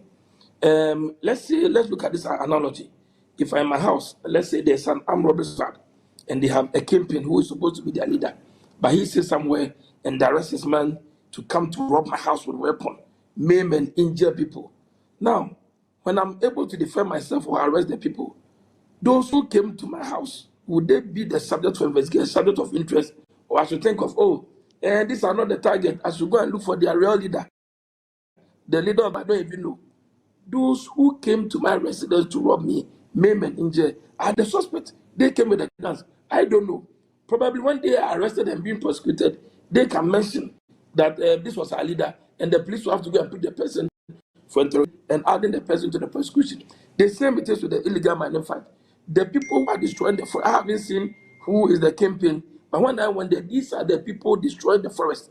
As I speak to you, across the entire western region, over 3,000 hectares of forest land area has been destroyed by this illegal mining activity. 3,000 hectares is akin to 3,000 different sports stadia. And who did the destruction? The other people. So you may see people, young, you've seen females, I don't care. Once you are arrested inside the forest, you are culpable, you'll be prosecuted. If somebody is aiding and abetting you, it is incumbent upon you to mention that person's name during interrogation so that the person can also be traced and picked up. But you say we keep fighting and they keep coming back. Look, we are fighting a crime that is very lucrative. The mining business is very lucrative. People are making a livelihood out of it. Look at the price of gold 2 years ago, and look at the price of gold on the international market, even currently. It has skyrocketed. And because that's skyrocketed, you are dealing with a crime that is so lucrative, that is so luxurious, and the people don't care. Look at the very area that we arrested 58 people. Even yesterday, inside the same pit, they are aware we came to arrest people over the period, sometimes 5 people, 8, 10, 11. But the same pit, yesterday, we arrested other people, including 4 females. Can you imagine? So they don't care. They know it's so luxurious, it's so lucrative, and everybody will have a go. They want to beat their chance. If you catch me, fine. If you don't catch me, I make away with my gold and go and sell. So that is the situation. if you are fighting a crime that is so lucrative, it's very difficult to fight it. It's like the cocaine and methamphetamine crossing from Mexico to the United States. The cartels are there and have operated. The United States have every machinery, every weapon to deal with them. But because the crime is so lucrative, to eradicate it entirely will call for extra vigilance, extra effort, like I did indicate, a 24-hour surveillance, our presence on the field to make sure they don't come back. This might be very unpopular, but let me put it to you. You are the security person. Have we gotten to the stage where we look at shoot to kill? It's just like how you open fire on armed robbers. Just the way you open fire on criminals who attack the security personnel. Should we look at that angle as well? Maybe that might deter the people from going back to the forest. I'm just asking. Yes, I think I granted an interview to someone last week, and I endorsed the shoot to kill policy. But I think across social media, my endorsements were taken out of context. But see, we go into the forest and we effect arrests on daily basis. Sometimes we just chance upon them on the pits, inside the pits. I can tell you, these people are unarmed. All they hold is their shovel, the pickaxes, and they enter the pit, drag the mud. I mean, you see that dirty from their head to toe, including the ladies involved. When you arrest them, they are helpless. They pose no threat to us. Such persons will not be a target of a shoot and kill policy because they never resisted any arrest and they never pose any threat. But I also did indicate that there are some portions of our forest there that we go there and run away. We retreat because we are unarmed and the people are there. When they see you, they don't even run. There are some areas when they see us coming, come and see, speed. People will just run out and scatter across all directions, flee for their lives. But there are other areas because they are armed, they even erect gates, boom gates across parts of the forest road so that we are restricted and we are not even allowed to enter. So for such armed people operating inside the forest, don't you think we should also be armed to confront them? As I speak to you, we've lost some of our officers in death in order to protect the forest. They were shot and killed. As I speak to you, we have an officer who has gun pellets lodged in the head, in the brain.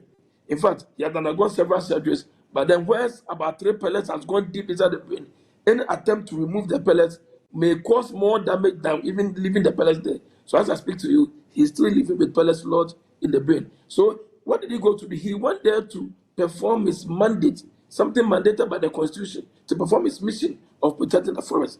But out of nowhere, somebody just shot in the night. All of us were at risk. You get the point? So when we go to areas that we are not able to penetrate, because the people are armed and they are there to resist us, they've come for the long haul. That is where the shoot to kill policy will apply. Because if you are shooting at my officers, if I have a weapon, in the spirit of self-defense, why should I allow you to kill me? I didn't go there to kill myself. I went there to perform my mandate and to protect the forest. So the shoot to kill policy will apply to hardened areas where criminals have taken over. In fact, just recently, we learned that about some number of forests, if I'm right, about 14 forests were even no-go areas for the Forest Commission staff until the military assistance to be able to flash some of these armed guns, armed tanks out of the forest for us to be able to forest. So for those areas, once we go there, the people are there to confront us. And we go there to protect our lives. So that shoot to kill policy will definitely apply. And on that note, I subscribe to that 100%. And the other leg is that, and you mentioned it, now you go to some sites and majority of the people you see there are foreigners. They are not even from the community or even Ghana. You spoke about some being some foreign nationals in there. It raises a question about our borders, our entry and exit points. And you are a security person, that's what I'm asking. What ought to be done around those areas to ensure that, yes, if you're coming into the country, you are legally coming with a document. And then, of course, the authorities ought to know where you are going. And I know, I mean, ordinarily, when you go to a different country, you need to have a work permit to even start work with. How do we marry these two and ensure that our entry and exit points are intact to check some of these things?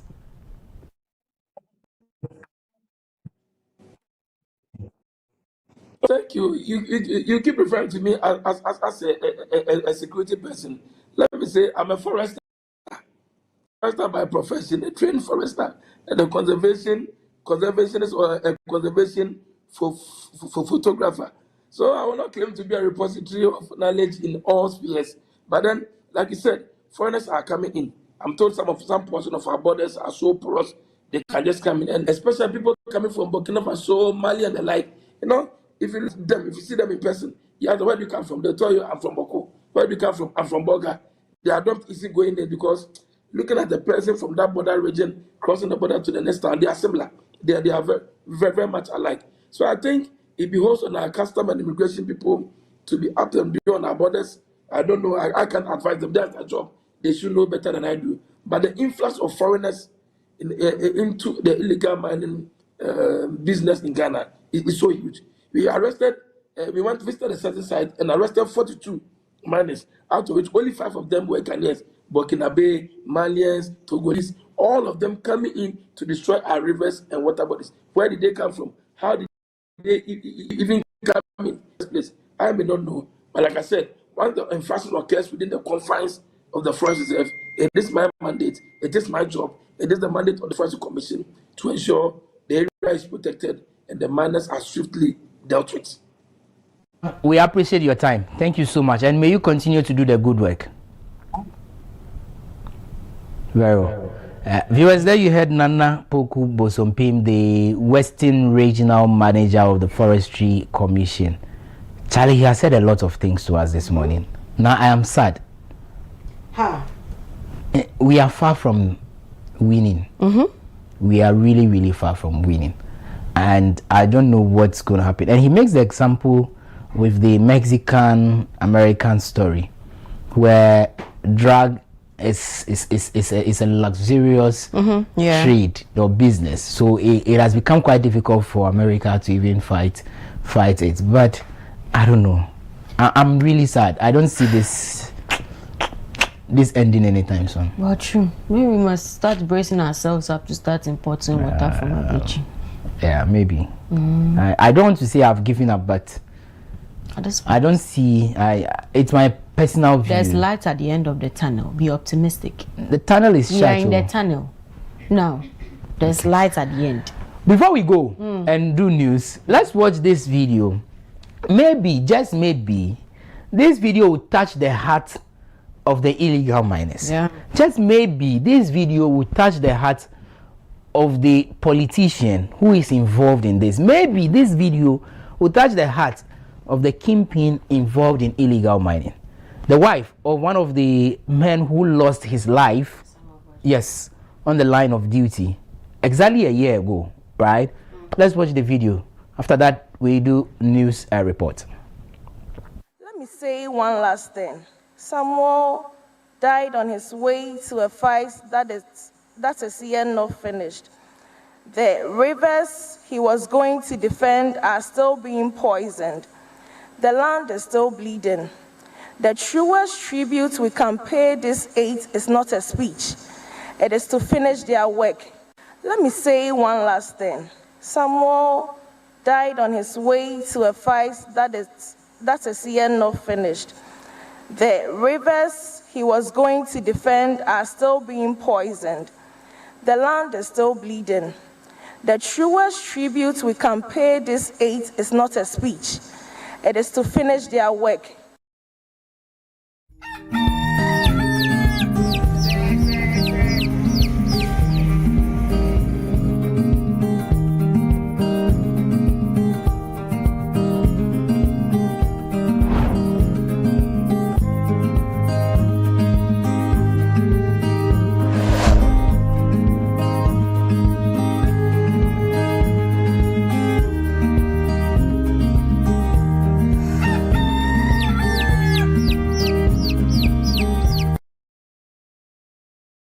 And there they are. The squad is ready, lined up, ice cold, focused and prepared for national duty. Every bottle in position, every label shining with confidence. And here comes the selection. One bottle steps forward, picked from the squad, ready to deliver for Ghana. He takes the first sip. Oh yes, refreshingly hydrating. A whistle goes. The Black Stars are on the move. He breaks through the defense like flowing water. Beautiful control. He lines it up. He strikes. Goal! Ghana is awake. From the fridge to the field, Awake keeps you refreshed. Awake purified drinking water. One for life. Proudly supporting the National Cardiothoracic Center. This advert is FDA approved.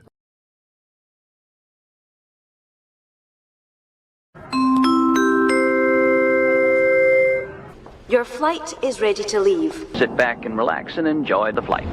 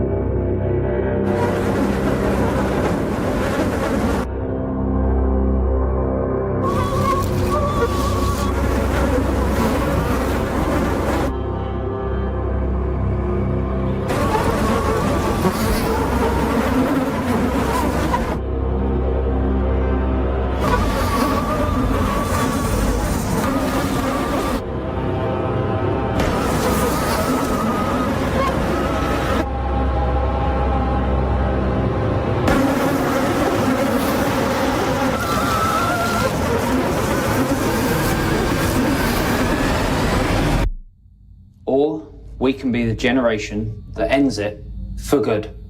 Malaria must die, so millions can live.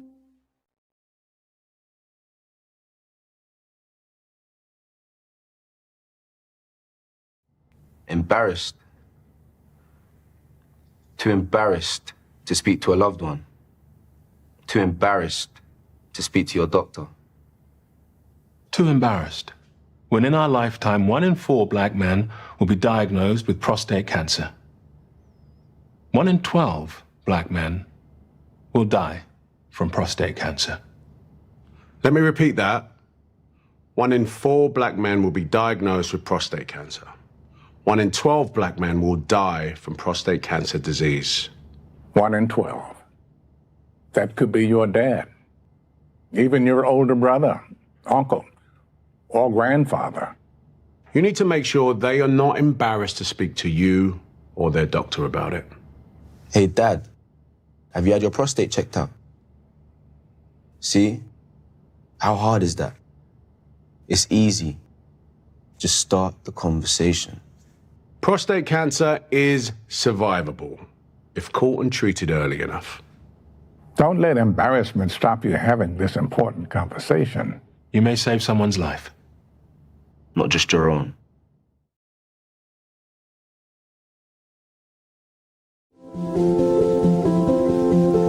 If you're watching this with your friends, you'll probably make a joke. Because you know what you feel on the inside isn't what you want people to know. If you have to pretend to be happy, find someone you trust and tell them. If you get mad at things and you don't know why, or have thoughts about hurting yourself, find someone you trust and tell them. You are never alone when you share. Seriously, people care about you. It's okay to not understand what you're feeling. And it's easy to think that you're all alone. But you don't have to be. You're never alone when you share. Don't be ashamed to tell someone you trust what you're feeling. You're not alone. You are not alone. Find someone you trust and tell them. Tell a parent. Tell a teacher. Tell a brother or sister. Or just tell a friend. You haven't done anything wrong. Talk to someone. Talk to someone. It's how things get better.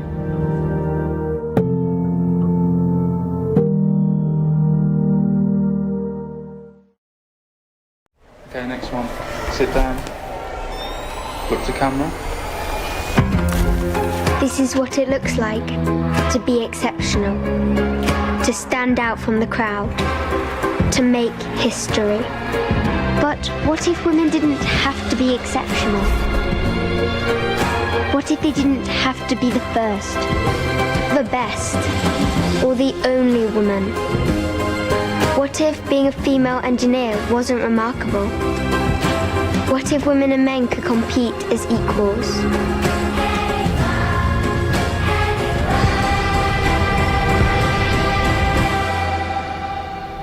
I don't want to make history. I don't want to be the only woman. I want to be one of many.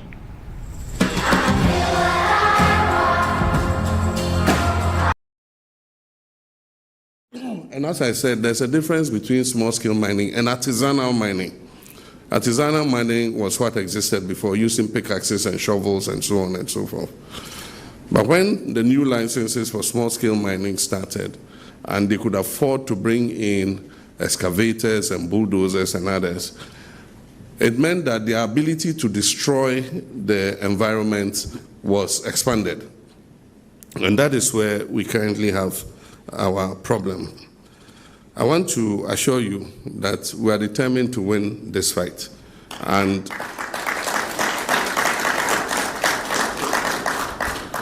your contributions, your criticisms, your pressure, putting fire under our feet does not have any problem.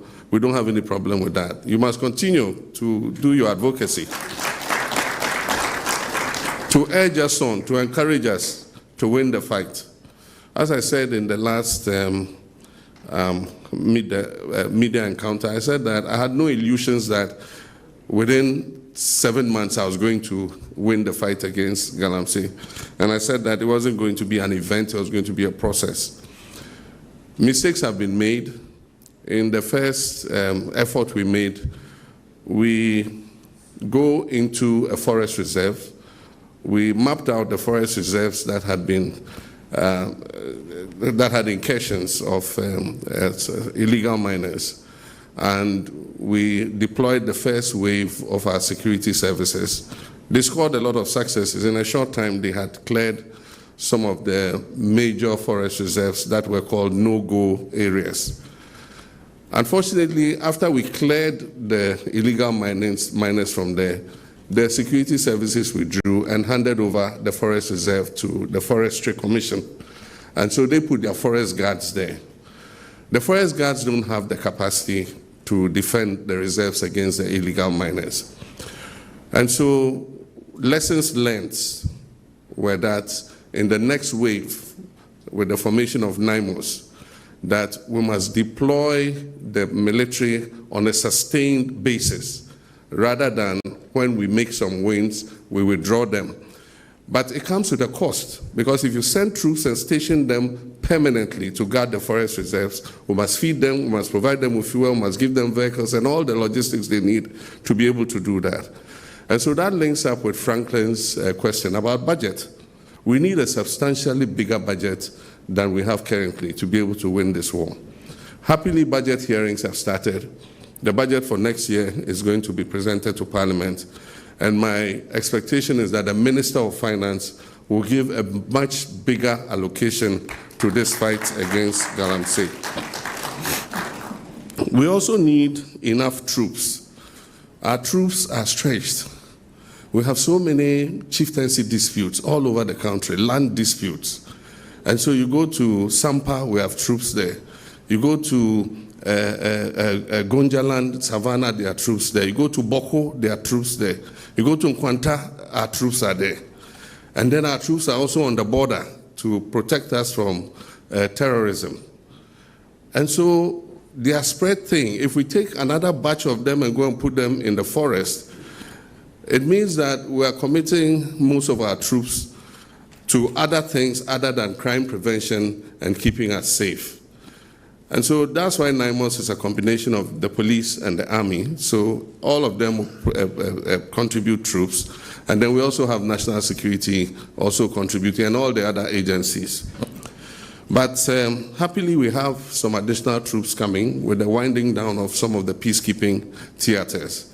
And so when they come, as many of them as possible, we'll add them to the force so that we're able to dominate all the anti-Galamsey sites and be able to win the battle.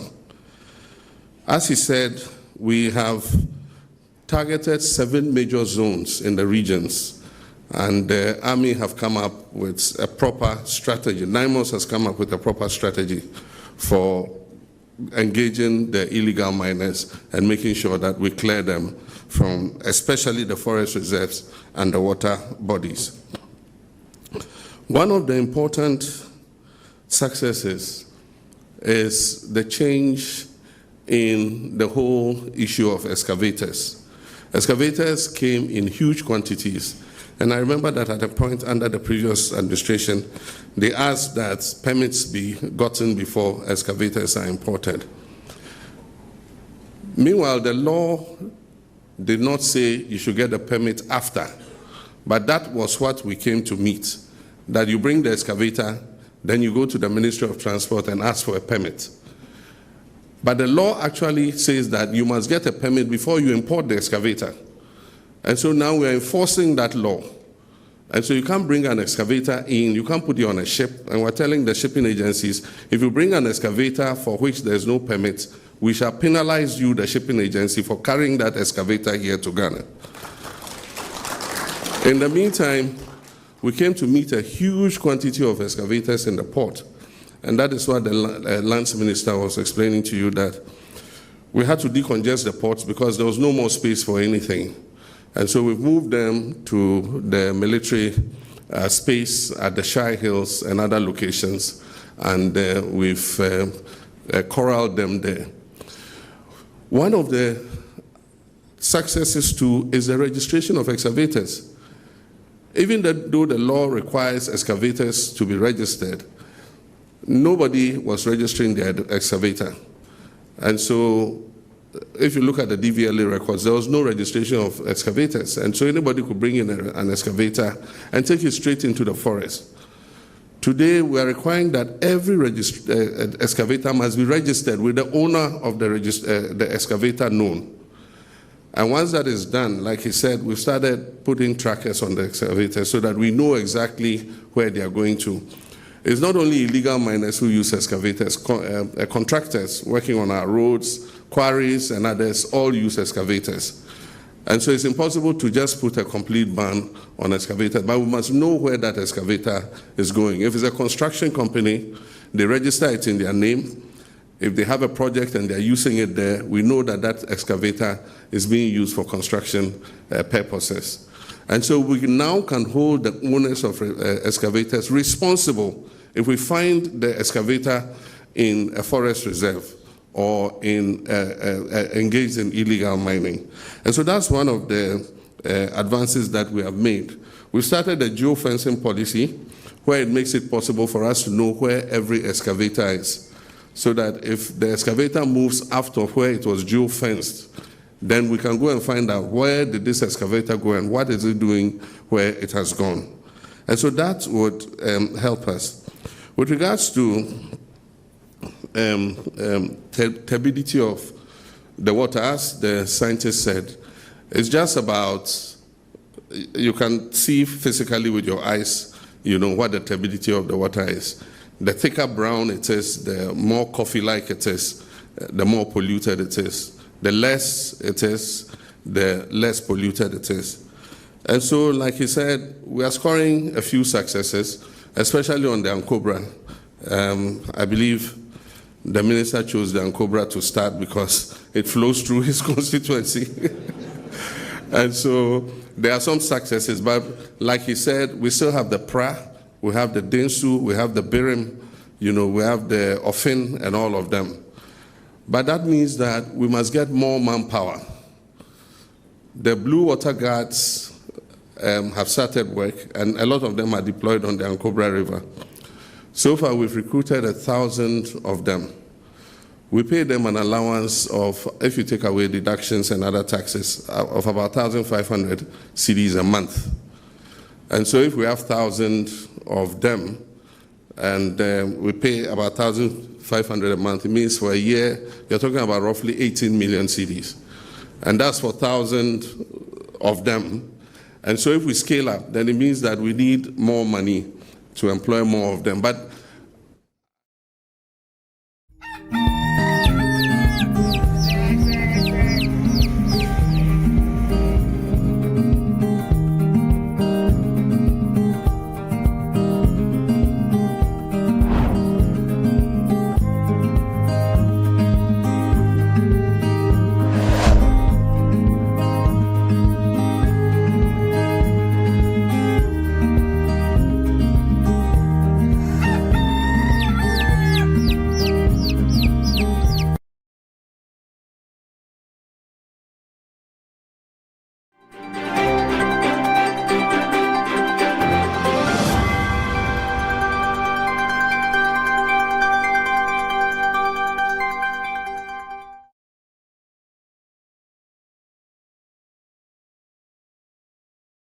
Time now for the WoezorTV report. Let's take a look at the headlines.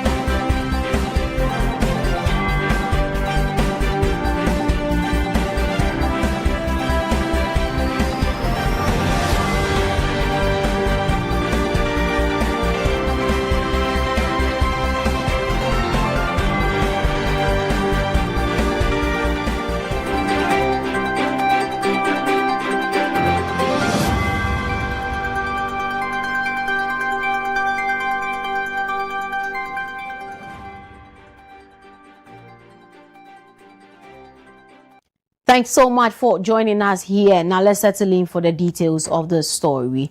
Vice President Professor Nana Jane Opoku-Agyeman has called on players in Ghana's automotive industry to increase the local manufacture of vehicle components to strengthen domestic supply chains and create more jobs. She says expanding local content will ensure that more of the value generated by the automotive industry remains in Ghana. Touring the Zonda Tech Assembly plant as part of efforts to highlight the contribution of women entrepreneurs to Ghana's industrial development, the Vice President also stressed the need for stronger collaboration between industry and training institutions to equip young people with technical skills that meet the demand of the economy. She said the government's 24-hour economy and broader industrialization agenda presents opportunities for companies to expand job production and create jobs.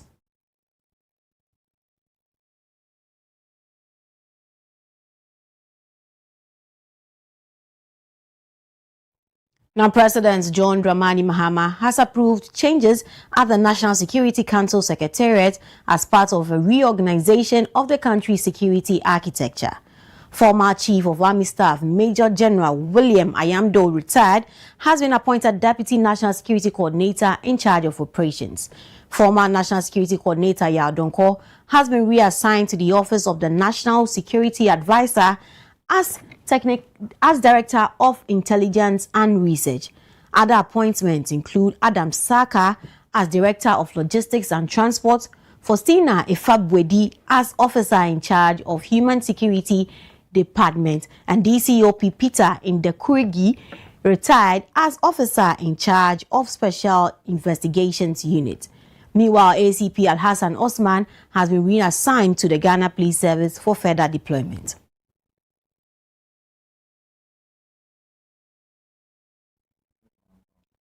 And now, away from that, the Chief Executive Officer of the Driver and Vehicle Licensing Authority, DVLA, Julius Nikwe Koti, has maintained that the authority is ready to defend in court its imposition of delinquency charges on motorists with expired driver's licenses. According to him, the charges are not determined by the DVLA but were approved by Parliament as part of the legal framework governing the authority's operations. His comments follow calls by public policy think tank CAT International for Parliament to investigate the legality and administration of the charges and for DVLA to suspend them pending disclosure of their legal basis, approval process and calculation formula. Speaking to the media on Tuesday, August 11, on the sidelines of a courtesy visit by the Gamanche, King Takite Kochu II, to DVLA head office in Accra, Mr. Koti explained that the authority's new IPP Pro system automatically applies the approved charges when a driver's license expires, leaving staff with no discretion to remove or alter the fees. In 2012, it was amended in 2025, but I mean, now people are feeling it because of one thing. We have implemented something we call the IPP Pro. Now, with the IPP Pro software, when you go to DVLA for any services, people now do not have the chance to deselect and select payments anymore. First, what staff of DVLA were doing is that they deselect the delinquency charges, negotiate with the drivers, and put some money in their pocket. But with the IPP Pro, you cannot deselect and select some anymore. It gives you the actual approved fee by Parliament. So CAT should know that no institution, DVLA doesn't determine our charges. Our charges are being determined by Parliament, and it is. Now let's do some stories on health. The Ministry of Health has rejected claims of a shortage of antiretroviral medicines, saying ARVs remain available at designated health facilities across the country. The ministry said in a statement issued on Tuesday, August 11, that it is currently restocking medical commodities at the medical stores, with plans advanced to ensure sustained supply and timely distribution. It has also denied claims that ARVs have expired at the port, saying it is working with relevant stakeholders to facilitate the timely clearance of medical supplies. The ministry says it has engaged the network of persons living with HIV in Ghana, NAPLAS Ghana, and remains committed to ensuring uninterrupted access to ARVs nationwide.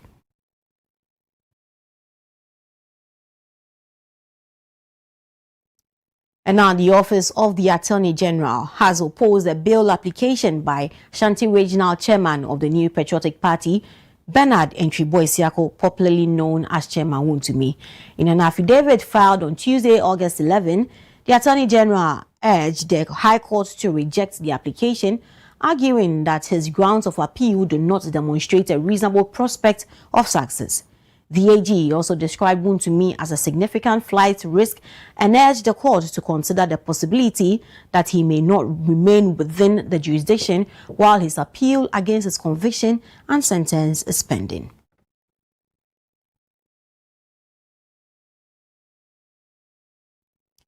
Ghana is strengthening its legal framework for maritime security with the introduction of the Maritime and Related Offences Bill 2026.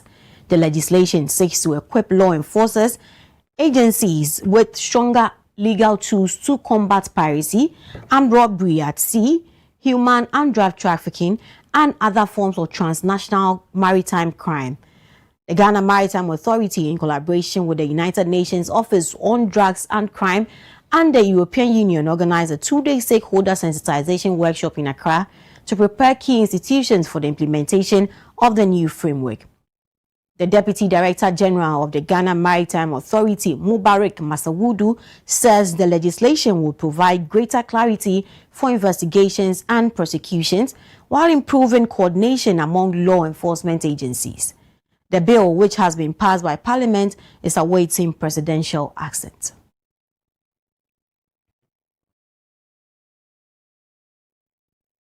Time now for some international news.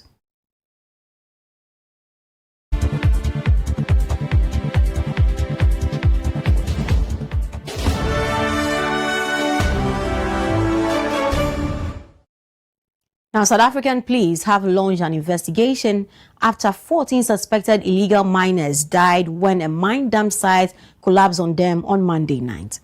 According to the police, 8 others were injured and an unknown number may still be trapped underground. The site was being legally operated by a mining company, and it is unclear how the miners, most of whom are believed to be from neighboring Lesotho, gained access. Illegal mining is rife in South Africa as miners known in South Africa as Zamazamas try to eke out a living by digging in abandoned shafts or dump site. Regional Police Chief Lieutenant General Arthur Adams, who visited the scene on Tuesday morning, said that the dump site was being used to mine platinum and other metals by a local company.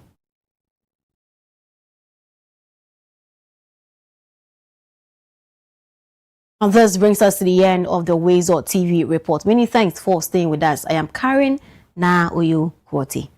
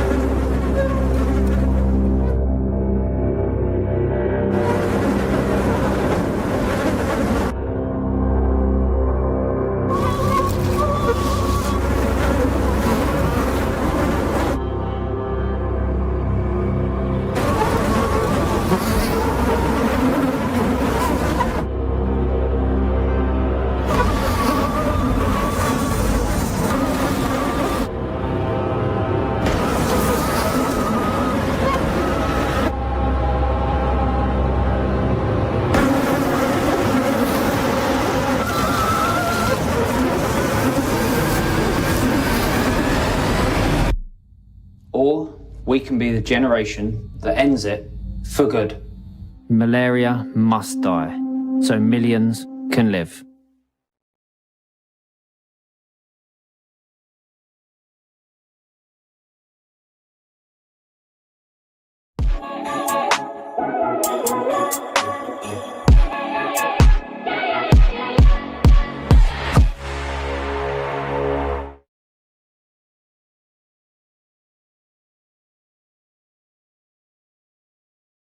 Welcome back for Sports Update on the Breakfast Cafe. My name is Godfrey Amwafo. We prepare to begin the new season here in Ghana.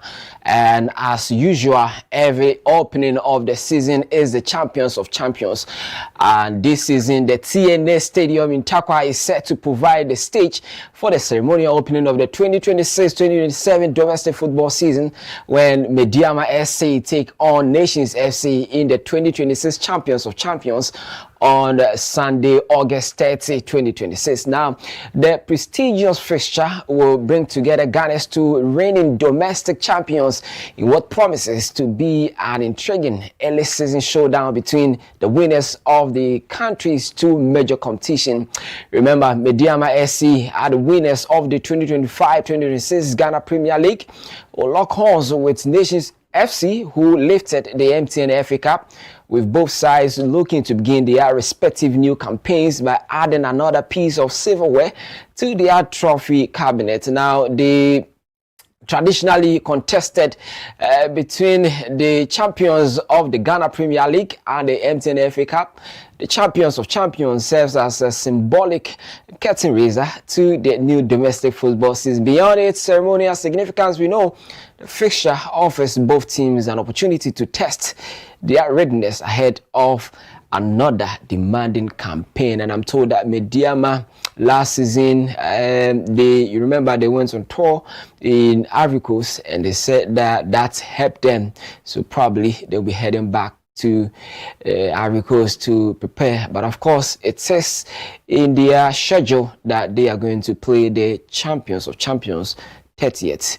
But before that, let's talk about the Democracy Cup, because the Speaker of Parliament, Orban Sumana Kingsford Bagbin, has officially received the 2026 Democracy Cup trophy ahead of the much anticipated clash between Asante Kotoko and Accra Suffolk.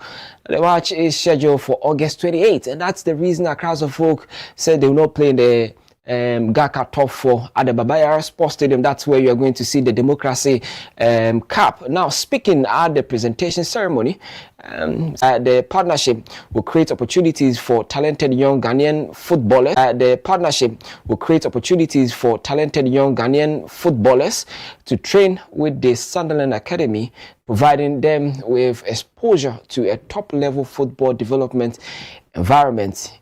28 is the date, and we want to see who wins this time around between Kotoko and Accra Suffolk. But then let's go to Europe, because of course their season is also about to start, and of course every season we have the curtain raisers when it comes to the Champions League and the Confederations Cup, or yes, the Conference League and all that. And so now let's talk about the Super Cup here. I mean, the European football season officially kicks off with Champions League winners Paris Saint-Germain taking on Aston Villa, who won the Europa League champions in the final of the UEFA Super Cup.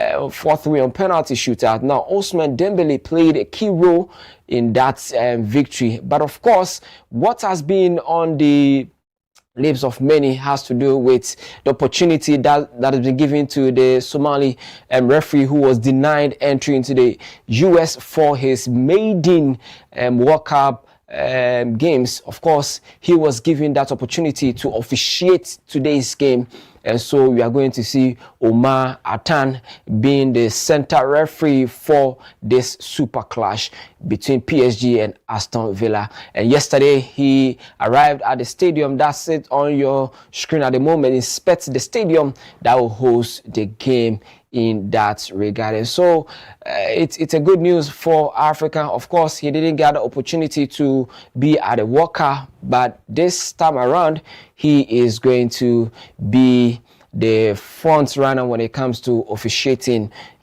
for tonight's game. But let's talk about the ongoing WAFCON in Morocco. Today is the semi-final games that we're going to witness. You know that Ghana, the Black Queens, couldn't make it to the semi-finals, but of course the interest is still there for all of us. Algeria at 5 p.m. will take on Malawi, and Morocco, host nation, at 8 p.m. will take on Cameroon, who qualifies to the final. Is it going to be Algeria or Morocco, or Malawi or Cameroon? A lot of people are tipping Malawi to go to the finals and to win it. But let's wrap it off for sports this morning and talk about Cristiano Ronaldo. The long-awaited marriage is finally here, but of course not all people had opportunity to witness it live because it was a private marriage. He has finally married his long beautiful Georgina. And they've been dating for quite a long time. But yesterday, he shared a picture that Georgina is off the market. And Ronaldo himself is also out of the market. And that was shared on Instagram with photo of their wedding bands and the caption. The caption was so beautiful. Ronaldo just, shared the picture of their rings and wrote C and G, but in the middle of the C and G is the love emoji. And so the meaning is that they are now officially married. Now, the couple had been together for nearly a decade before making their relationship official as husband and wife. And so now we can confidently say that Georgina Rodriguez is now Mrs. Ronaldo. Thanks for doing the watching. I'm Godfred Amwafo. Entertainment is up next. To stay.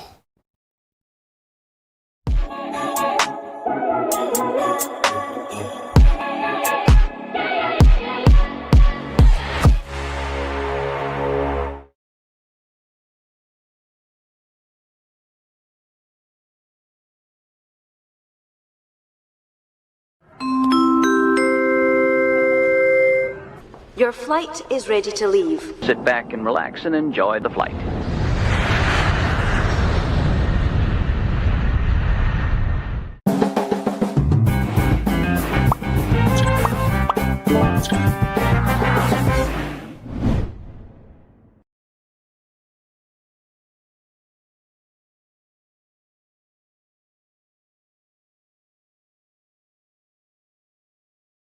Gentlemen, I've got some bad news and some good news. Okay, the bad news is that your chances of getting prostate cancer are now just 7 to 1. In fact, prostate cancer is killing one man every single hour of the day in this country. Imagine that, one every hour of the day. But the good news is, we're forming a team to stop that clock. Men United. It's time men united together to fight prostate cancer, the way women have united against breast cancer. We need to get together and find a cure, as well as better ways to care for the 250,000 prostate cancer sufferers out there. Please, get on side and join us in the fight. Men United versus prostate cancer. We can win this.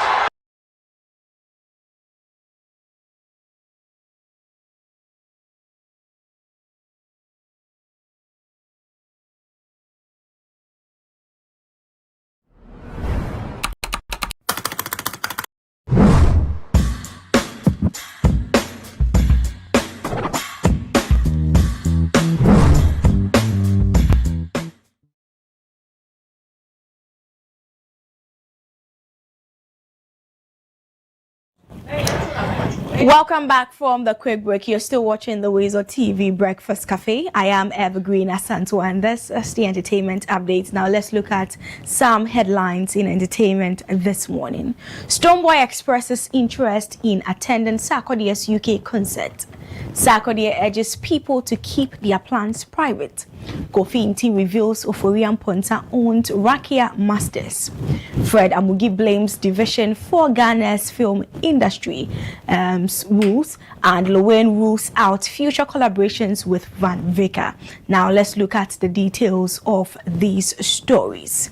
And Stonebwoy has expressed interest in attending Sarkodie's upcoming Rapaholic UK concert in London. Speaking during a recent interview in the UK, the dancehall star said he would love to be a part of the event if his schedules permits him to.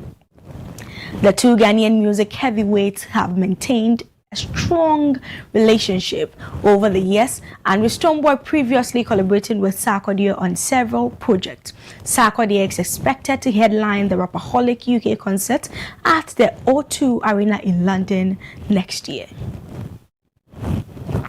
Next year, I think, is it next year or this year? Sarkodie is doing his O2. Yes. Are you going to be there as a guest? If I definitely, I think it's a thing that we all got to rally around. So should everything be equal, I would love to be there. Yeah. Salute, man. Salute. That's good. The legend himself, Stonebwoy. Respect, brother. My brother. Quick question.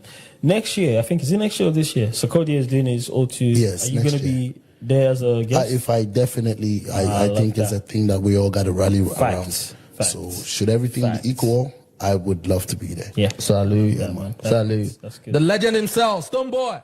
So that is Stonebwoy talking about Sarkodie's Rapaholic concert, August next year, 2027, God willing. And I am also excited about this event. I mean, who wouldn't be happy to have Stonebwoy and Sarkodie on one stage, one platform? And I'm very sure that Shatta Wale might be performing at that event too. But anyway, you know, anything can happen, right? But I'm just hoping that if the three of them could come together on that Rapaholic stage, it would be a lot of joy for the people in the UK. But these are some of the things that we love to see. Remember that August 15th, this weekend, also Saturday to be precise and specific, the Beam Festival is happening also in London. So if you find yourself somewhere around there, you have to make sure that you're buying a ticket and you're going to have fun and have an experience of your lifetime. I can assure you that it's going to be a great and successful and very lovely event as a matter of fact. So take note of that since we're talking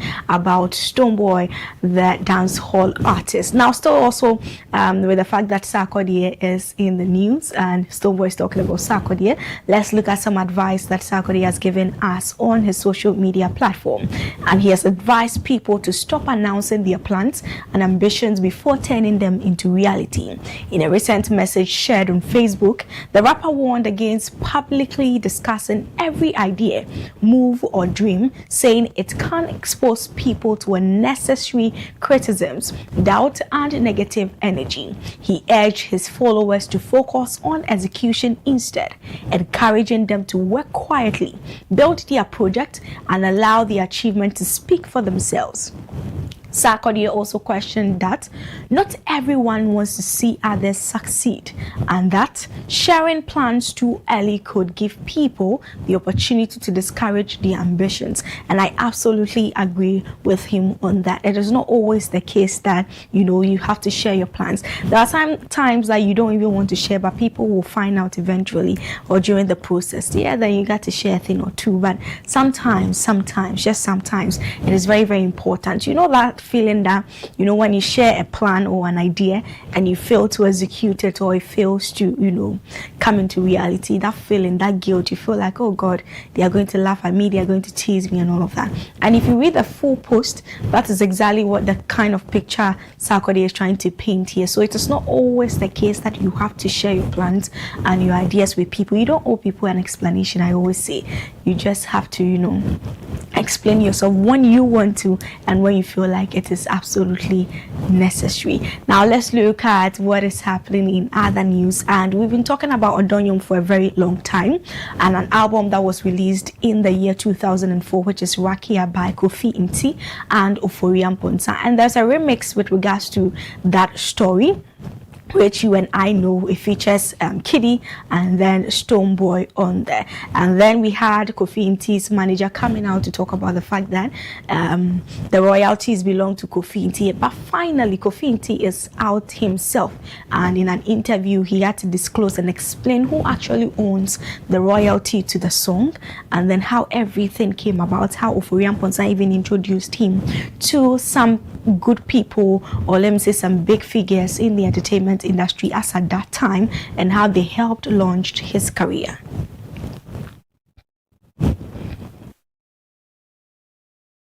That means you were working with him, but you hadn't met Big Ben in person. Okay. Yeah. All right. There will be a kind of masters of a song. Masters near acquire the right to the recording. You know. Yeah. Rakia album when all the right to the masters. Okay, I start now. They bit makasi Ofori.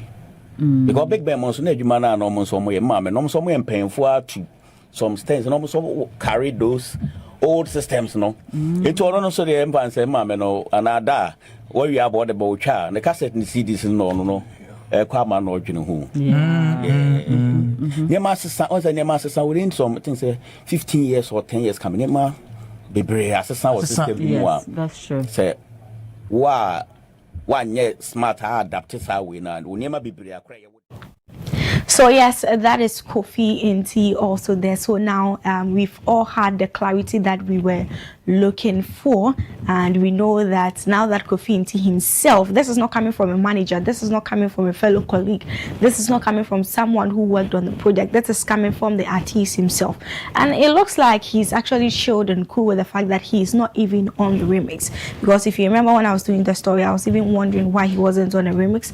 But looking at this and hearing from him, it seems that he's very, very cool also on that. So we'll move away from that. Let's focus on the positive aspects. Always that should be the focus. But veteran actor Fred Amugi has also blamed internal divisions for the struggles facing Ghana's film industry. Now, speaking in an interview, the veteran actor criticized what he described as an "if it is not me, it cannot be anybody" attitude among industry stakeholders. He said the mentality has divided players in the industry and has weakened efforts to build a stronger film sector.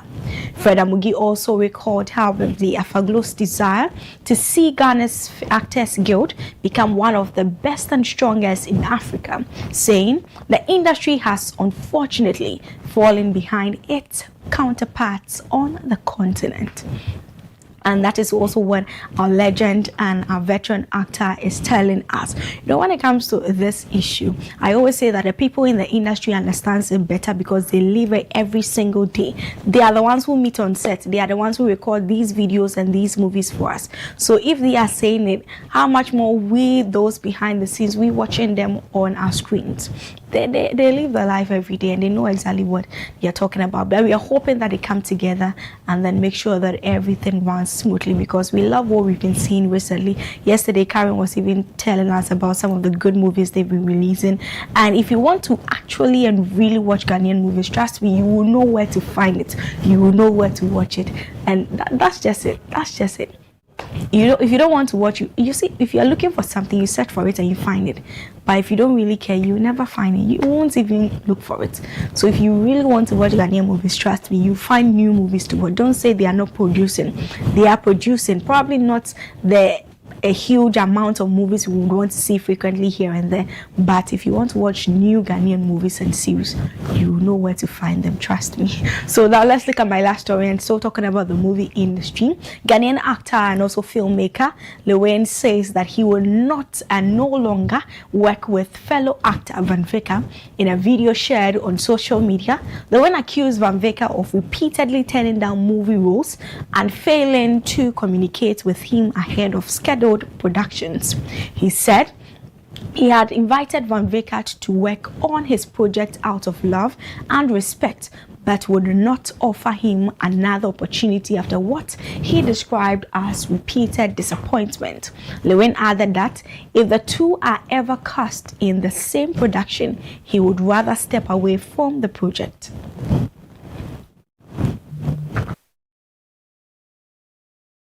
Van Vicker.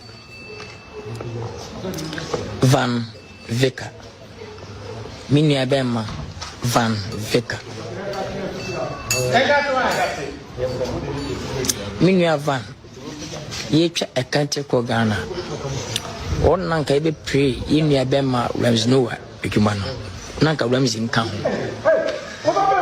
Madata Nakasawi, DBSC, in costume, DBA. Ebe Cabe, Uncame, for this I do not sing. Time with the man, this to do on Oboko scrutiny. 10 days. Not 10 days, no, so much this Oboko school. And my mentimia yantum ain't in an argument, and I'm a fire, but there's no one. Every year,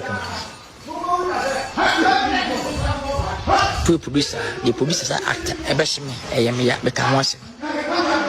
Also, I am signed, what is this man sign? Ibian Concorda, a brother, she didn't come more. Was where a minute per minute. Mina Ghanaian movie. Bruni Henny, the most powerful movie. I said, Pajam, oh, Ghana moving the show, especially Kumos, a Pajak mode for Jimmy to be back to back. Now I'm Sunday with Bruni Henny. I know she the most powerful movie. None what thing. Mina Kwaja Award. I was Zafa. Movie awards UK. Best actor, best supporting actor. True moving Dominion.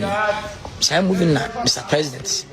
President John. Well, that is Lewin on Van Vicker's issue. Yes, I'm very sure that a lot of you might be asking questions and wondering. Yes, this issue, same issue, in fact, came out when he released a country called Ghana, and he's here at it again.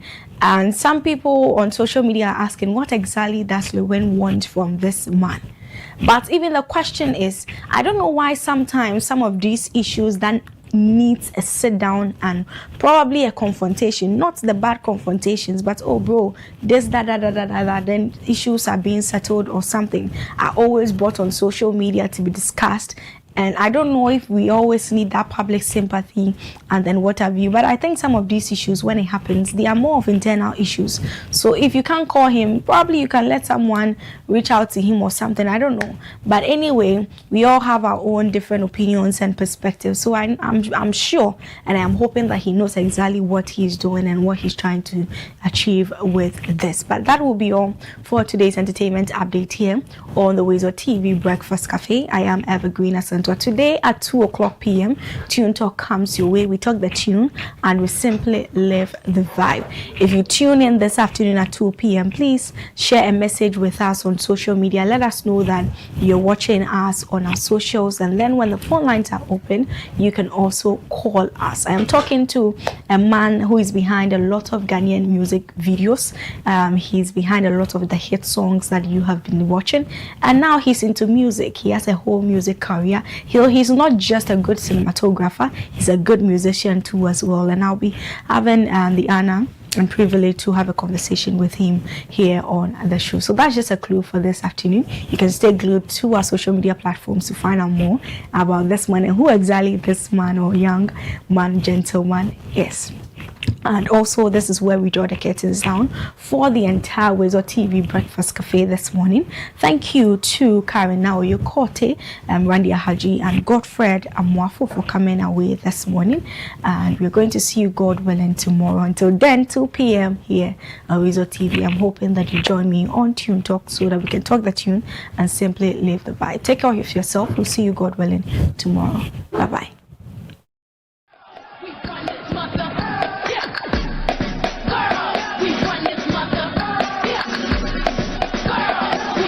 Thank you.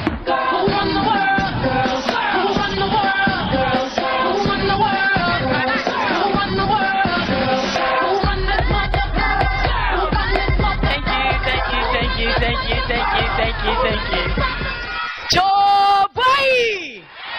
Oh, that youth here. Chobai! Youth! Youth!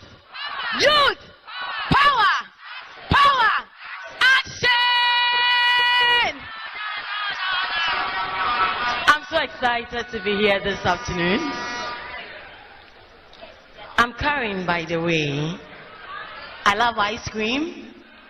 And I love my Saturday morning wachi. Of course, with plain tishito. Anyways, yes, with Willie. Anyways, this afternoon's conversation is not about my favorite atomic wachi. December 7, 2024 is a big day for young girls like me. And my girls and I want to tell you why. I came here with some of my friends, Gifty, Elsie, Priscilla, and my very adorable Selma Yoda, former team president of KNUST. Young girls and women like us do have dreams. My dreams actually scares me. I want to be a great woman, and I want to be a responsible leader in our dear nation, Ghana. As young girls, we understand that we must coexist and work together with other men and women to advance the cause of gender parity and ensure our country develops. Yet, are you not surprised that when a woman is running for SRC president in our universities or training colleges, it becomes so shocking that she's doing so? It is like she shouldn't be venturing into that arena. It's not a space. Most of you listening to me here have probably attended universities and know that what I'm saying is the truth. That the SRC president is for males and that women should be put into a small corner and must be content with roles like Women's Commissioner, General Secretary, and Treasurer. Yes, Women's Commissioner. In some of our middle schools, the boys are automatically carved out to be the head prefects, and ladies asked to be assistant girls prefects. In our schools, the boys prefects are automatically carved to deliver the school's speech and prize-giving day speeches. On occasions where folks are needed for a speaker for vote of thanks, or someone to share item 13, or the ashes, we look for the ladies. We have unfortunately and unknowingly been teaching our girls that top leadership is not meant for them. When a woman becomes MD of a company, it's historic. When she becomes a vice chancellor in a university that probably has more females than males, it's historic. So we often hear the first woman to do this, the first woman to do that, the first woman to be here. But we never hear the first man to do this. Hello? Hello? We are in 2024. Our country gave women the right to vote at independence. We are a country that should adore and encourage women to be great leaders. Breaking barriers and leading should be a norm. Oh, if you are clapping, clap better.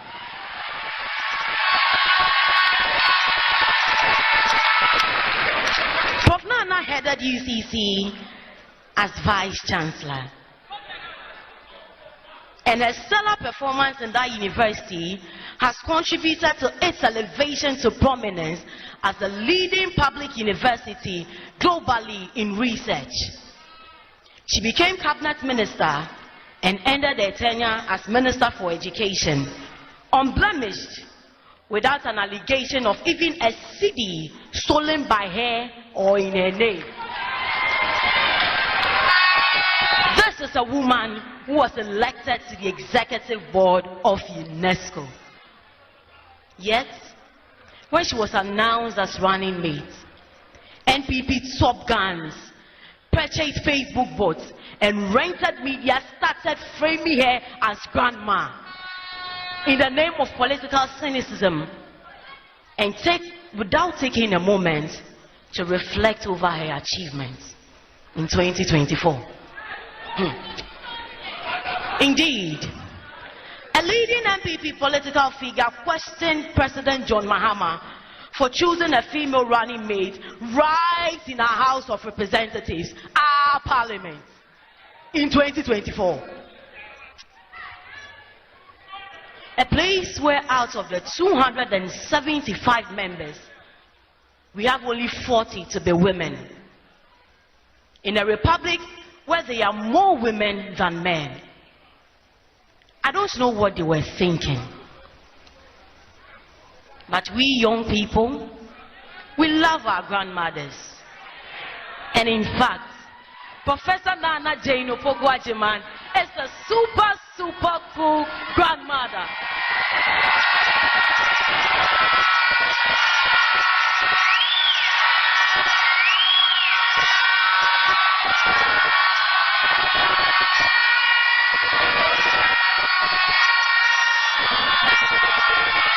She reminds us of what we can achieve if we aim higher. She is a powerful reminder that with perseverance, young girls like us can bring something to the table. That your wife, your sister, your mother, your daughter, and probably many other young girls like me can become the vice president or president of Ghana. Are you clapping for that?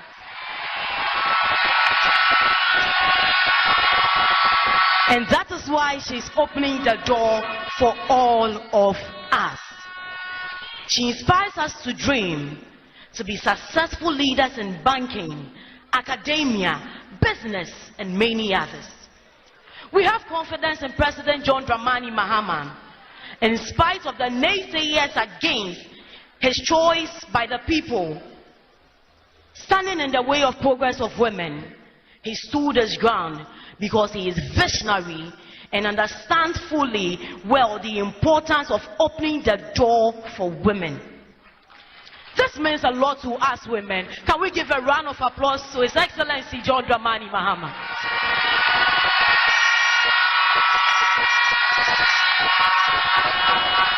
Hello, my fellow young women. Are you there? Oh, my fellow young women, are you there? I can't feel your vimo. Are you there? Are you there? Oh, can we shout?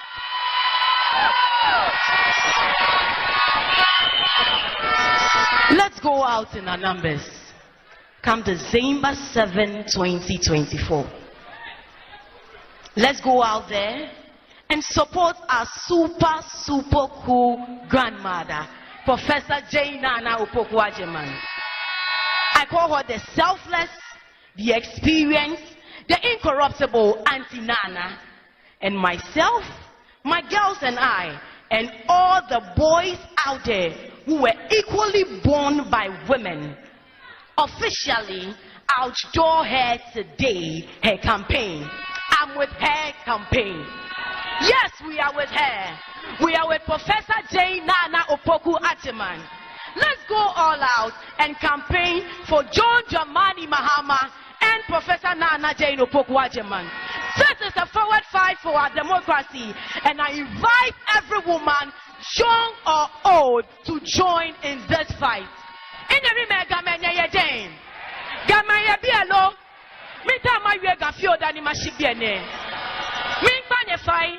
Ne Efia no Bacho Obaka John and Jane meaning care Efia no Bacho Obaka mini Efia no Bacho Obaka mini Ejake wo oblaye ka oblaye John ke Jane ameyejemo papa ke hawo na ameyejemo papa ke ha Ghana man bife na yiwa don.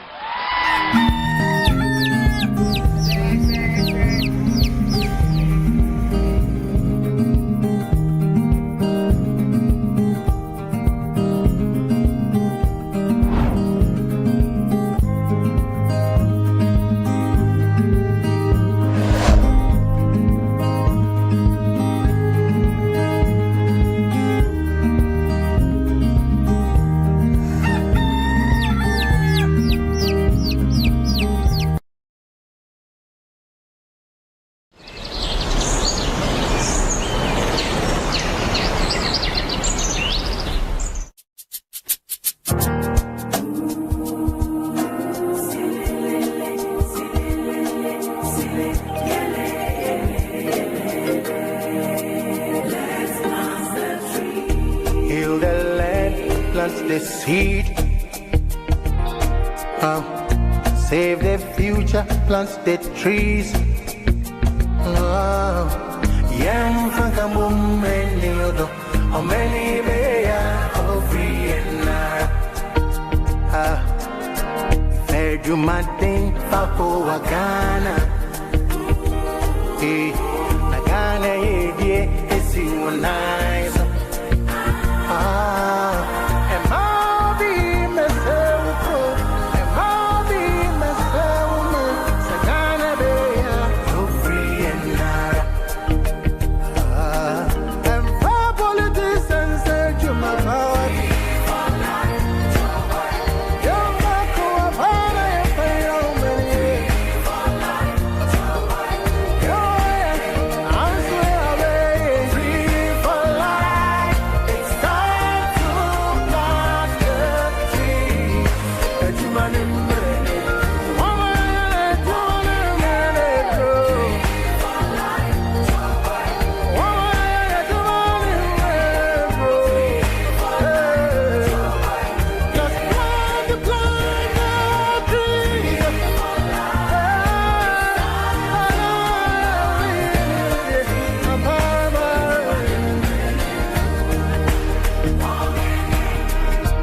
Ghana, my motherland, my legacy.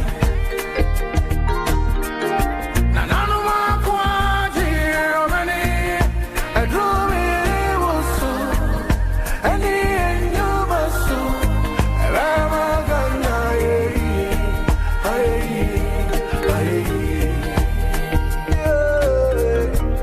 Yenny and Diano, near woman from a papa. And from a papa, I'm on party. Yagana, oh, Sagana Bear, so free and this is the time to heal the land. Somewhere I must be away.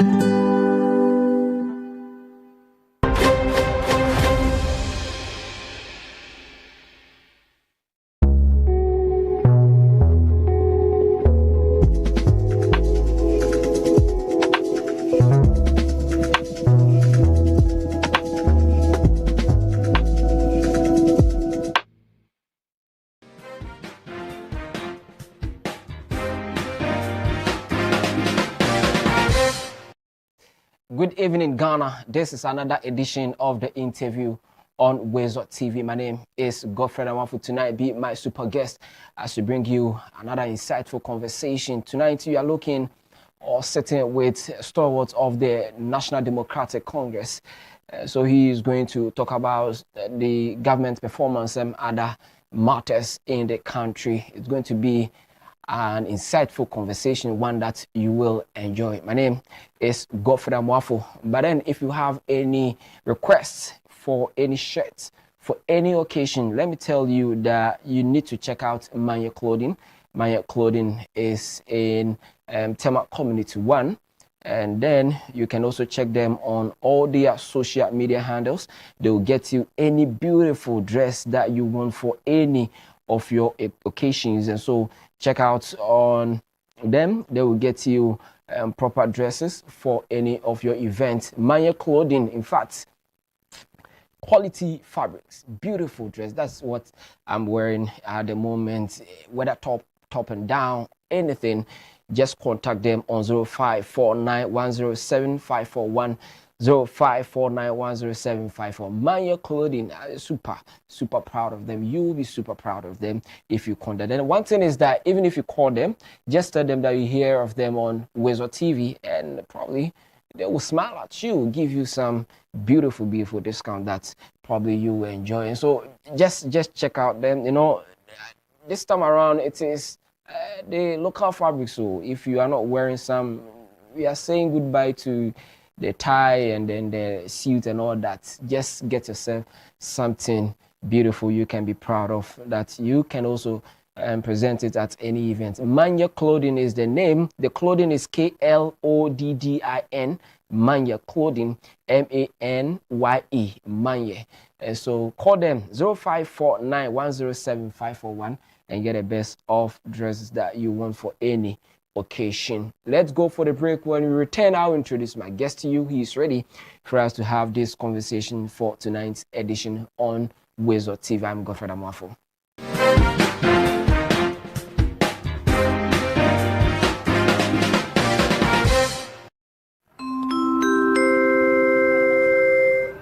Your flight is ready to leave. Sit back and relax and enjoy the flight.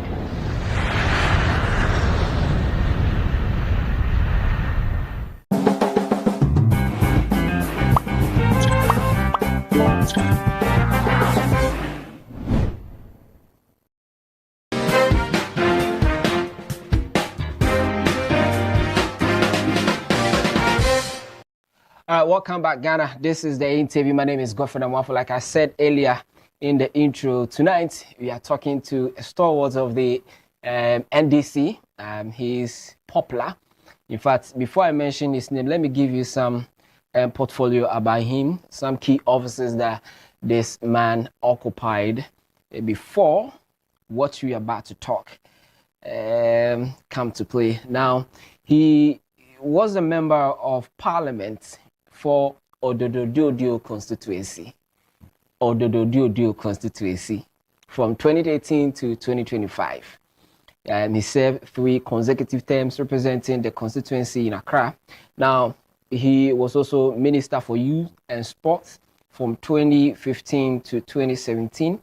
And of course, he was appointed by this sitting President John Dramani Mahama, when then again, he served as Deputy Minister for Local Government and Rural Development from 2014 to 2015, Deputy Minister for Trade and Industry from 2018 to 2014.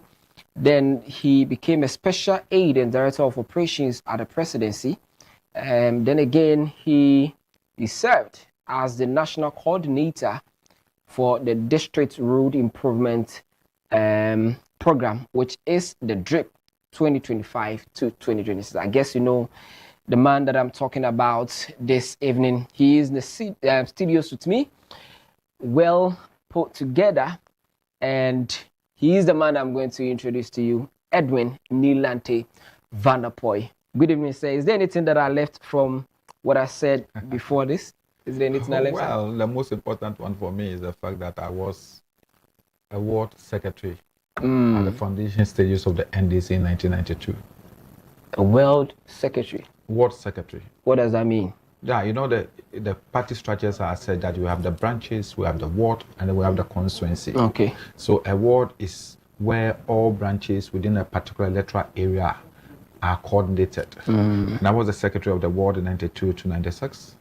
And I was also an assembly member in the second assembly.